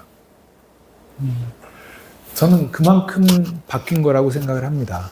그리고 그 학생들에게 그 연대 같은 경우에는 그냥 그 시민성을 키워주는 게 이 과목의 중요한 과제입니다. 이렇게 요구를 해요. 뭐 연대 특별한 저기도 아니었는데 뭐 수업을 하게 된 까닭도 거기에 이제 교수님이 선배님 말씀 들어보니까 선배님 같은 분이 좀 와서 학생들을 좀 바꿔야지, 이거 참 큰일입니다. 그 이야기를 해서 이제 강의를 시작을 하게 됐습니다. 그래서 하는 만큼 저는 달라진다. 그리고 아까 우리 교회 자기 교회 바꿔가지고 오는 학생도 사실은 그 학교에서 강의 몇 번을 듣고 그 과정에서 이거구나. 세상이 이렇게 돌아가는구나. 이 세상의 이치라는 게 이렇게 돌아가는 거구나. 내가 교회에서 살아서 거기서 태어나서 아기 세례 받고 지금까지 만 10몇 년, 20년 가까이 이렇게 키움을 받았는데 이거 잘못됐구나. 이거를 느끼게 된 거거든요. 저는 그 현실이 학교 현장에 또는 우리 그 사회에서 정말 중요하게 제시가 되고 또 실천이 되고 또 그런 것들을 통해서 왜 민주시민교육이 중요한지, 의미가 있는지를 보여줘야 되는데, 그 성과를 만들어내는 교육 또는 뭐 교육감 한 사람은 아니겠지만은 그런 것들이 아니면은 진보 교육이라고 이야기하면 안 되죠. 네. 지금 현재 20대, 30대들은 이제 사회에 나온 사람이잖아요. 대학을 다 졸업을 할 나이니까. 그들이 사회를 있는데, 그들이 사회를 있는데, 그들을 어떻게 변화시킬 수 있는 방법이 없을까? 저희 지금 대도권 내에 있는 학교나 대학까지 포함해서 거기가 아니라 졸업한 사람, 시민들에게 어떻게 하면 그들이 바뀌도록 할 수 있을까? 이 일에 대해서. 지역사회의 여러 기관, 단체들이 함께 나서서 민주시민교육 내지는 시민성 교육을 노력을 해야 된다고 생각을 합니다. 제가 그 학생들 만나고 뭐 그 학생들하고 끝나고 나서 이제 여기 온 분들도 거기 관련이 있는데 그 없어진 동아리를 다시 만들었어요. 네. 그리고 그 학생들 이제 함께 이렇게 모여서 대화하고 이런 것들을 하는데, 적어도 어떤 생각은 뭐 실천을 뭐 열심히 하느냐는 건 좀 다르지만은 생각을 함께 나누는 그런 공감대, 이런 것들을 이제 형성해 가고 있다고 생각을 합니다. 지역 사회도 똑같습니다. 지역 사회에서 여기 전 구리 시장님 와 계시는데, 지역 사회에서 그 노력이 아주 집중적으로 실현이 되고 그러한 것들을 통해서 성과를 내면 그게 가장 민주주의가 지속 가능하게 만들어지는 그 토대거든요. 근데 그런 것들이 다 우선순위에서 밀리고 그런 것들은 뭐 어디 저기 그 주변 여러 가지 사업들 가운데 하나로 돼버리면 사회가 안 바뀝니다. 그러면 정치 지형이 어떻게 바뀌느냐에 따라서 뭐 저기 선거 결과가 어떻게 달라질 것이고 이런 어떤 표피적인 변화만을 이제 추구를 하게 되고 그래서 지금 장로님 말씀하셨던 부분은 결국은 지역사회의 모든 주체들이 함께 나서서 변화를 만들어내는 노력을 통해서 왜 변화가 중요한지 어떻게 가능한지 이거는 거기에서 만들어 주신다고 보여집니다. 저쪽 뒤에 일로 오시죠. 왜? 네네.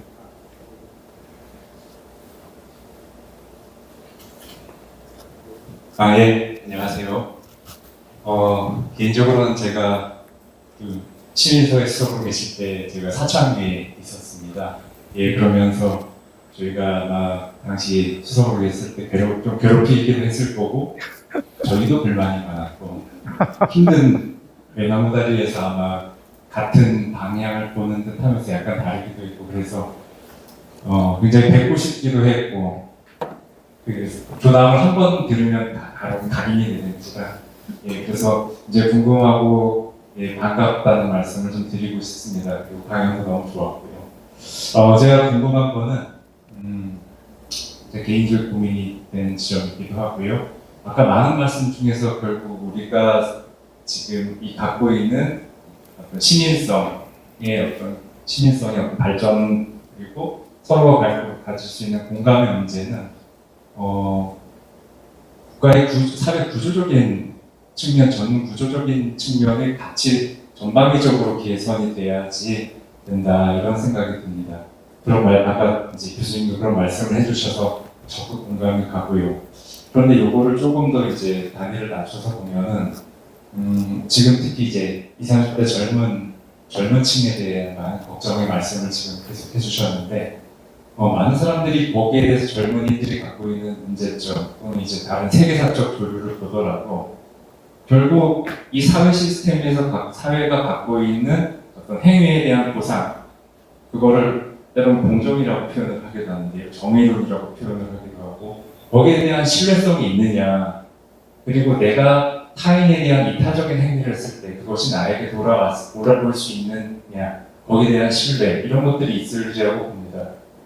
근데 이런 신뢰성 또는 정의론에 대한 개념이 약간 상대주의적 측면이 있고요. 그래서 시대적으로마다 변하기도 하는데 그러다 보니까 요즘 그러니까 여기도 보면 다양한 연령대가 있지 않습니까? 그래서 때로는 젊은이들을 바꿔야 된다는 개념이 있기도 하고 또 젊은이들은 사회가 바꿔야 된다라고 얘기도 하고 입장마다 다르게 볼 수 있다고 생각을 합니다. 그러면 공감의 전제가 되는 이제 저의 표현으로서는 공감의 전제가 될 수 있고 공감에 대한 신뢰성의 전제가 될 수 있는 소위 이 사회의 정의적 관점은 어디서 찾아야 될까가 사실 좀 고민이 많이 되거든요. 예, 그래서 근본적으로는 어떤 분단의 문제, 갈등의 문제, 우리가 첨예하게 대립하는 구도의 문제, 뭐 이런 것들도 근본적인 건 찾을 수 있겠으나 지금 우리가 말한 이 사회에서 우리가 느낄 수 있는 가치론에 있어서의 어떤 정의의 기준은 어디쯤으로 잡아야 될까에 대해서 여쭙고 싶습니다. 그리고 너무 긴 얘기가 될 것 같긴 한데 한 학기 강의 주제를 말씀하신 것 같은데 중요한 철학적인 또는 신학적인 그러한 질문이라고 보여지고요. 현실에 있어서 공감에 대한 보상 체계는 노력을 해야 된다고 생각합니다. 그러나 그것이 만족스러운 수준이 될 수가 없다. 당연히 우리가 이야기하는 것은 책임의 영역이긴 하지만 그것을 실현한다고 해서 내가 더 그거에 대한 어떤 평가를 받고 보상을 받고 그것을 인정을 받고 이런 것들은 아니라고 생각을 해서 이것은 그야말로 어떤 가치관 또는 어떤 세계관, 인생관, 역사관, 뭐 사회관 뭐 또는 뭐 신앙 뭐 이런 영역에서 책임의 영역으로 그리고 자기 고백으로 이렇게 실현시킬 수밖에 없다고 생각을 합니다. 그러나 그것을 전제로 하되 다만 현실에 있어 지나치게 그 공정 중심, 그야말로 자기 능력주의에 바탕을 둔 어떤 보상 체계 이런 것들을 꾸준하게 좀 변화시켜 나가는 노력 이런 것들이 중요하다고 보여지고 뭐 교육 오늘 많이 이야기가 나왔으니까 하나는 말씀을 드리면은 우리한테 교육은 무엇인가? 학교 교육 특히 학교 교육에서 제가 다른 슬라이드 뭐 원래 이제 처음 주제는 사실 이제 학교 교육에 대한 이야기로 출발을 하다가 이제 이 주제를 이제 좀 약간 바꿨습니다만은 학교 교육에서도 어떤 학생이 좋은 학생이냐 많은 것을 선생님이 가르친 대로 배우고 기억하고 그것을 정답을 찢는 사람이 중요하거든요. 근데 그 체계를 바꿔야 된다고 생각이 들어요. 그래서 예를 들자면은 역사를 배우면 역사 의식이 이렇게 튼튼하게 자리 잡고 체육을 하면은 일생 동안 나와 내 이웃이 정말 건강하게 살아갈 수 있는 역량. 무슨 어떤 문학을 배운다 그러면은 시인이 자기 시 문제 3문제 나왔다 그래서 풀어보니까 2문제 틀렸고 뭐 10문제 나왔는데 다 틀리고 자기 시를 그 정답이 있는 거잖아요. 그러니까 어떤 시적, 예술적, 문학적 상상력이 필요한 게 아니라 정답에 대해서 그냥 수능하고 잘 고르는 그게 이제 검찰공화국 무슨 어떤 이런 식으로 나타나는 현상이라고 보여집니다. 그래서 그 부분에 있어서 학교 교육에 있어서의 과제 또 평가, 교육에서 어떤 지금 말씀하셨던 이제 자세라는 것이 얼마나 중요한지 그러한 것들을 중심으로 한 교육 과정이라든지 평가 체계라든지 이런 것들도 좀 손질이 필요하고 그러나 궁극적으로는 그러한 어떤 이웃에 대한 공감 또 협력 이런 것들을 100% 보상으로 그래서 거기에 또 순응하게 만드는 그런 것들은 없다고 보여지고요. 그 부분은 역시 철학의 문제 또는 신학이나 어떤 가치 이런 것들을 통해서 해결할 수밖에 없다고 생각을 합니다. 네, 말씀 잘 들었는데요. 저는 사실 민주주의라는 그 의미가 과연 21세기 지금 마땅한가라는 고민을 우리 기성세대들이 해야 된다고 생각해요. 저는 공부를 많이 안 해서 잘 모르지만 민주주의 제도가 나온 건 100년이 넘은 걸로 알고 있고 지금 가장 전 세계에서 모든 사람을 위한 합리적인 정치 제도든 사회 제도든 민주주의라 얘기하고 지금도 우리가 민주시민교육 혹은 시민성이라고 말을 하지만 사실 저는 여기 컴퓨터에 키면 나와 있는 말 중에 이렇게 되어 있어요. 민주주의를 국민이 권력을 가지고 그 권력을 스스로 행사하는 제도라고 나와 있거든요.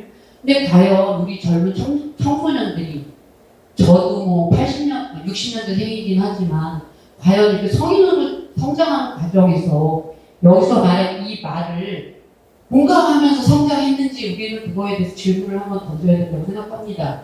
그러니까 형식은 민주제도, 민주공화국인지 모르지만 우리가 중학교, 고등학교, 대학교, 직장 그런 과정, 생활 안에서 과연 이런 내가 권력을 스스로 행사한 경험이 있는지 그리고 나의 어떤 의사와 나의 욕구가 그렇게 공정하게 대한민국 안에서 이루어지고 있는지를 체험하면서 성장했는가 이런 부분에 대해서 저희는 기성세대들이 다시 한번 점검해야 된다고 생각하고요. 그 다음에 이런 21세기의 진보냐 보수냐를 우리가 청소년 교육 앞에서 그 단어를 구분짓는 것이 과연 그들에게 필요한 것인가라는 저는 질문을 던지고 싶고요.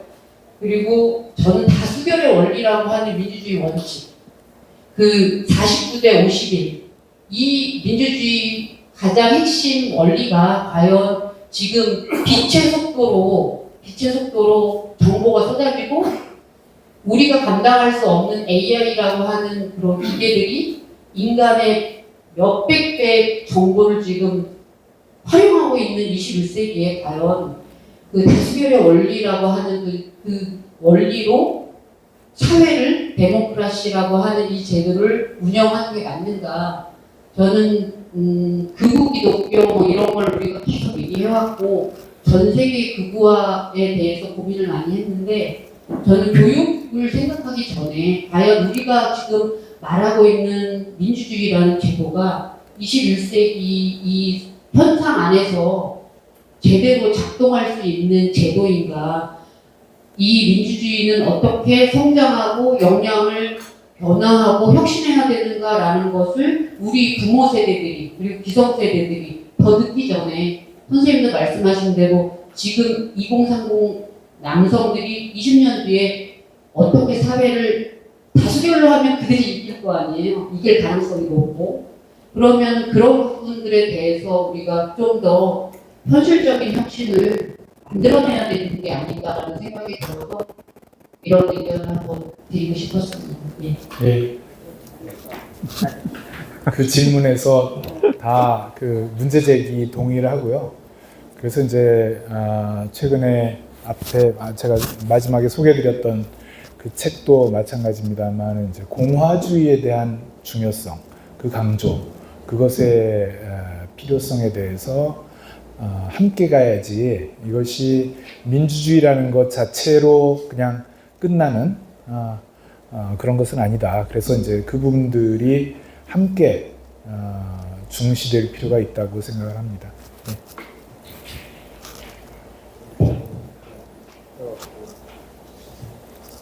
안녕하세요. 저는 그 교수님하고 같이 중창을 하는 멤버입니다. 오늘 좋은 강의를 한다고 해서 제가 평소에 관심을 가지고 있는 신성에 대한 말씀을 하신다고 해서 쫓아왔습니다. 강의 잘 들었고요. 제가 이제 이대남을 키웁니다.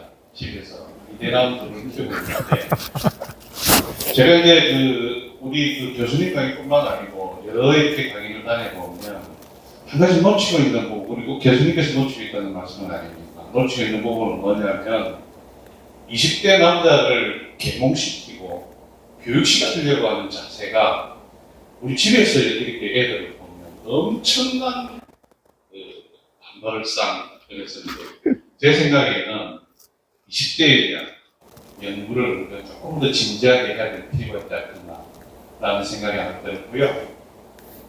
또 하나는 저는 20대의 극우화보다는 10대의 극우화가 더 문제라고 생각합니다. 제가 이제 자유청년맹이나 이런 데 들어가보면 자유시민교육이라고 하는 이름으로 끊임없이 교육을 하고 있고요. 기독교 대안학교를 중심으로 해서 10대들 끊임없이 교육을 하고 있고 그 사람들이 내세우는 캐치프레이즈가 6, 7년 뒤에 우리 애들이 투표권이 생긴다 이렇게 하거든요. 그래서 이제 제 생각에는 20대 물론 중요하지만 10대의 그 극우화가 굉장히 중요한 문제고 이 문제를 우리가 빨리 대처하지 않으면 우리 사회가 정말 큰일 날 것 같다 이런 생각합니다. 그런데 이제 10대의 극우화는 굉장한 자본력 또 굉장한 조직력을 가지고 열심히들 하는데 우리는 조금 겉으로 드러나는 어떤 활동들이나 이런 것들은 잘 보이지 않는 것 같아서 자금력도 없는 것 같고 조직력도 없는 것 같고 지금 부분들에 대한 어떤 대안이나 이런 걸 조금 제시해 주실 수 있는지 궁금하기도 하고 해서 손을 들었습니다. 감사합니다. 비슷한 주제세요? 질문 마저 받고 하시죠. 네. 네. 강의 참 잘 들었습니다. 저는 인천교회에 이제 부목사를 심어하고 있는 한민우라고 합니다. 네. 제가 이제 강의를 들으면서 20대에 대한 문제들이 많이 나와서 한번 생각을 해봤어요. 20대가 왜 문제가 되는가, 특히 남자들이. 일단은 이 시민성 교육이라는 말 자체가 굉장히 접근성이 떨어진다는 생각이 들었어요. 저는. 왜냐하면 뭔가 자격 그러니까 시민이라는 게 사실은 유럽 중심에서 나온 단어잖아요. 그래서 이게 자격처럼 느껴지고 또 어떤 자리를 잡아야 된다라는 생각이 들어서 뭐 일종의 하버마스의 공론상의 문제처럼 어느 정도 특정 지식을 쌓은 사람들이 들어가 있는 자리라는 생각이 들어요. 그런데 20대 남자들, 요즘 애들, 제가 이제 청소년부랑 청년부 사역을 꽤 오래 했는데 일단 이런 거에 대해서 관심이 없습니다. 첫 번째로 왜 관심이 없냐면 어렵습니다. 어렵고 직접적으로 가는 게 없습니다. 요즘 애들이 이제 애들이라고 표현을 하면 안 되는데 20대, 10대들을 보면은 많이 노출이 되는 것들이 자본과 이제 경제에 대한 것들이거든요. 요즘 웹툰을 안 보시죠? 우리 아이들이 많이 보는 웹툰을 보면은 다 그런 건 아닌데 특정 많이 애들이 폭력적인 걸 좋아하는 그런 웹툰을 보면은 저도 깜짝 놀랐는데 옷이 구찌 옷을 입고 나와요. 그런 뭐 있잖아요. 막 이런 웹툰들에 그런 애들이 많이 보는 데서 이제 이런 명품 옷들이 나오는 거죠. 그리고 애들이 좋아하는 래퍼나 이런 사람들도 이 경제력에 대한 그런 것들이 굉장히 노출이 되고 아이들이 보는 건 비교가 되는 거죠. 다 그렇게 살 수는 없으니까. 요즘 아이들 교복도 마찬가지고 애들 교복 안 입잖아요. 근데 뭐 그게 좋다 안 좋다는 아닌데 지금 애들 그래서 안에 입는 것들에서도 누군가는 그냥 10,000원짜리 티셔츠 입고 오는데 누군가는 30만원짜리, 40만원짜리 티셔츠 입고 오고 운동화 신고 오면은 눈에 보이는 건 그거잖아요. 그냥 애들이 그냥 요즘 잘하는 애들이 당연하게 눈이 그렇게 들어갈 수밖에 없다라고 관심사가 일단은 더 잘 살아야 된다. 내가 더 잘 살아야 된다. 관심을 줄 수밖에 없다라고 생각을 해요. 일단은 어렵죠. 학교에서 제가 다닐 때도 시민성 교육 이런 거 배워본 적이 없어요. 제가 고등학교를 진학을 할 때도 어느 대학을 잘 갈 수 있는가 요즘 애들도 마찬가지죠. 이게 사회 전반적인 문제라는 것인 거고 그렇다면은 이걸 우리가 직접적이지가 않다라는 거예요. 제 말은 직접적인 문제를 가지고 우리가 좀 더 공감이나 함께 살기에 대해서 고민을 해야 되지 않을까라는 생각을 많이 해봅니다. 그래서 제가 보기에는 생태 문제가 요즘 기후 문제랑이 많이 있으니까 그쪽부터 시작을 해서 점차 확대를 해가는 게 좋지 않을까 생각을 해봤습니다. 네, 이상입니다. 예, 두 분께서 질문이라기보다는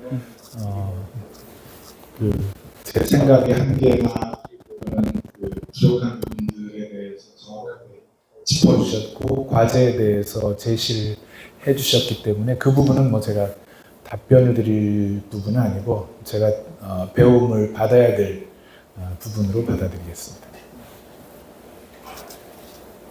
예, 시간이 이제 한 분 정도 질문을 받으면 마무리가 될 것 같습니다.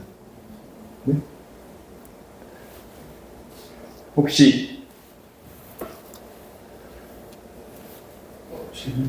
본인이 하세요. 제가 질문을 해야 되는 거예요?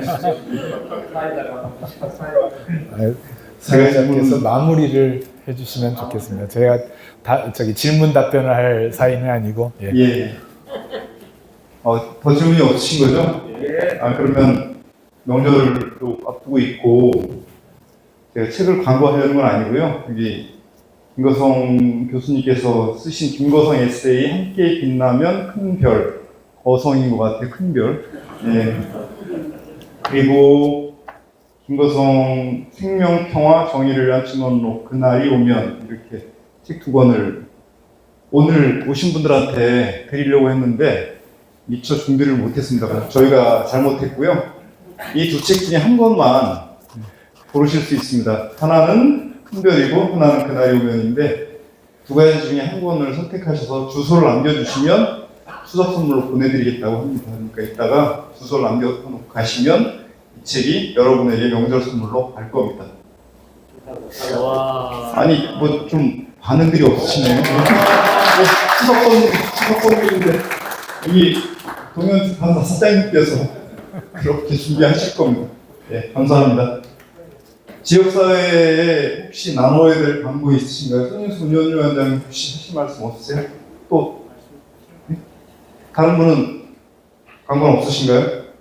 아, 명절은 명절이군요. 빨리 배도 달려가고픈 마음이 꽉 차 있는 것 같습니다. 내일 혹시 시간이 되시는 분들 내일 4시에 부평 아트센터에 오시면 우리나라 판소리 명인 그분들의 판소리 경력을 따지면 합치면 350년가량 될 거예요. 이제 그분들이 한 자리에 모이기도 아마 쉽지 않을 겁니다. 이제 건강 문제도 있고 판소리라고 하는 게 워낙 진을 짜내서 이제 소리를 하는 그런 분들이기 때문에 그래서 추석 선물로 내일 부평 아트센터에 한 3시 반까지 오시면 제가 티켓을 마련해서 여기 오신 분들 거는 입장시켜드리도록 하겠습니다. 추석 선물입니다. 생명통합 포럼에 있거든요. 다른 선물은 또 없으신가요? 예. 그러면 책과 그 다음에 공연 그리고 댁에 가시면 명절 음식이 기다리고 있을 테니까 있습니다. 풍요로운 명절 보내시기 바랍니다. 또 뒤풀이는 지난 포럼처럼 똑같이 그 장소에서 진행하도록 하겠습니다. 혹시 명절 앞두고 덕담을 나누고 계신 분이 듣고 싶으신 분들은 그 자리에 와서 함께 덕담 나누시면 될 것 같습니다. 그리고 또 다른 거 공유하실 내용 있으신가요?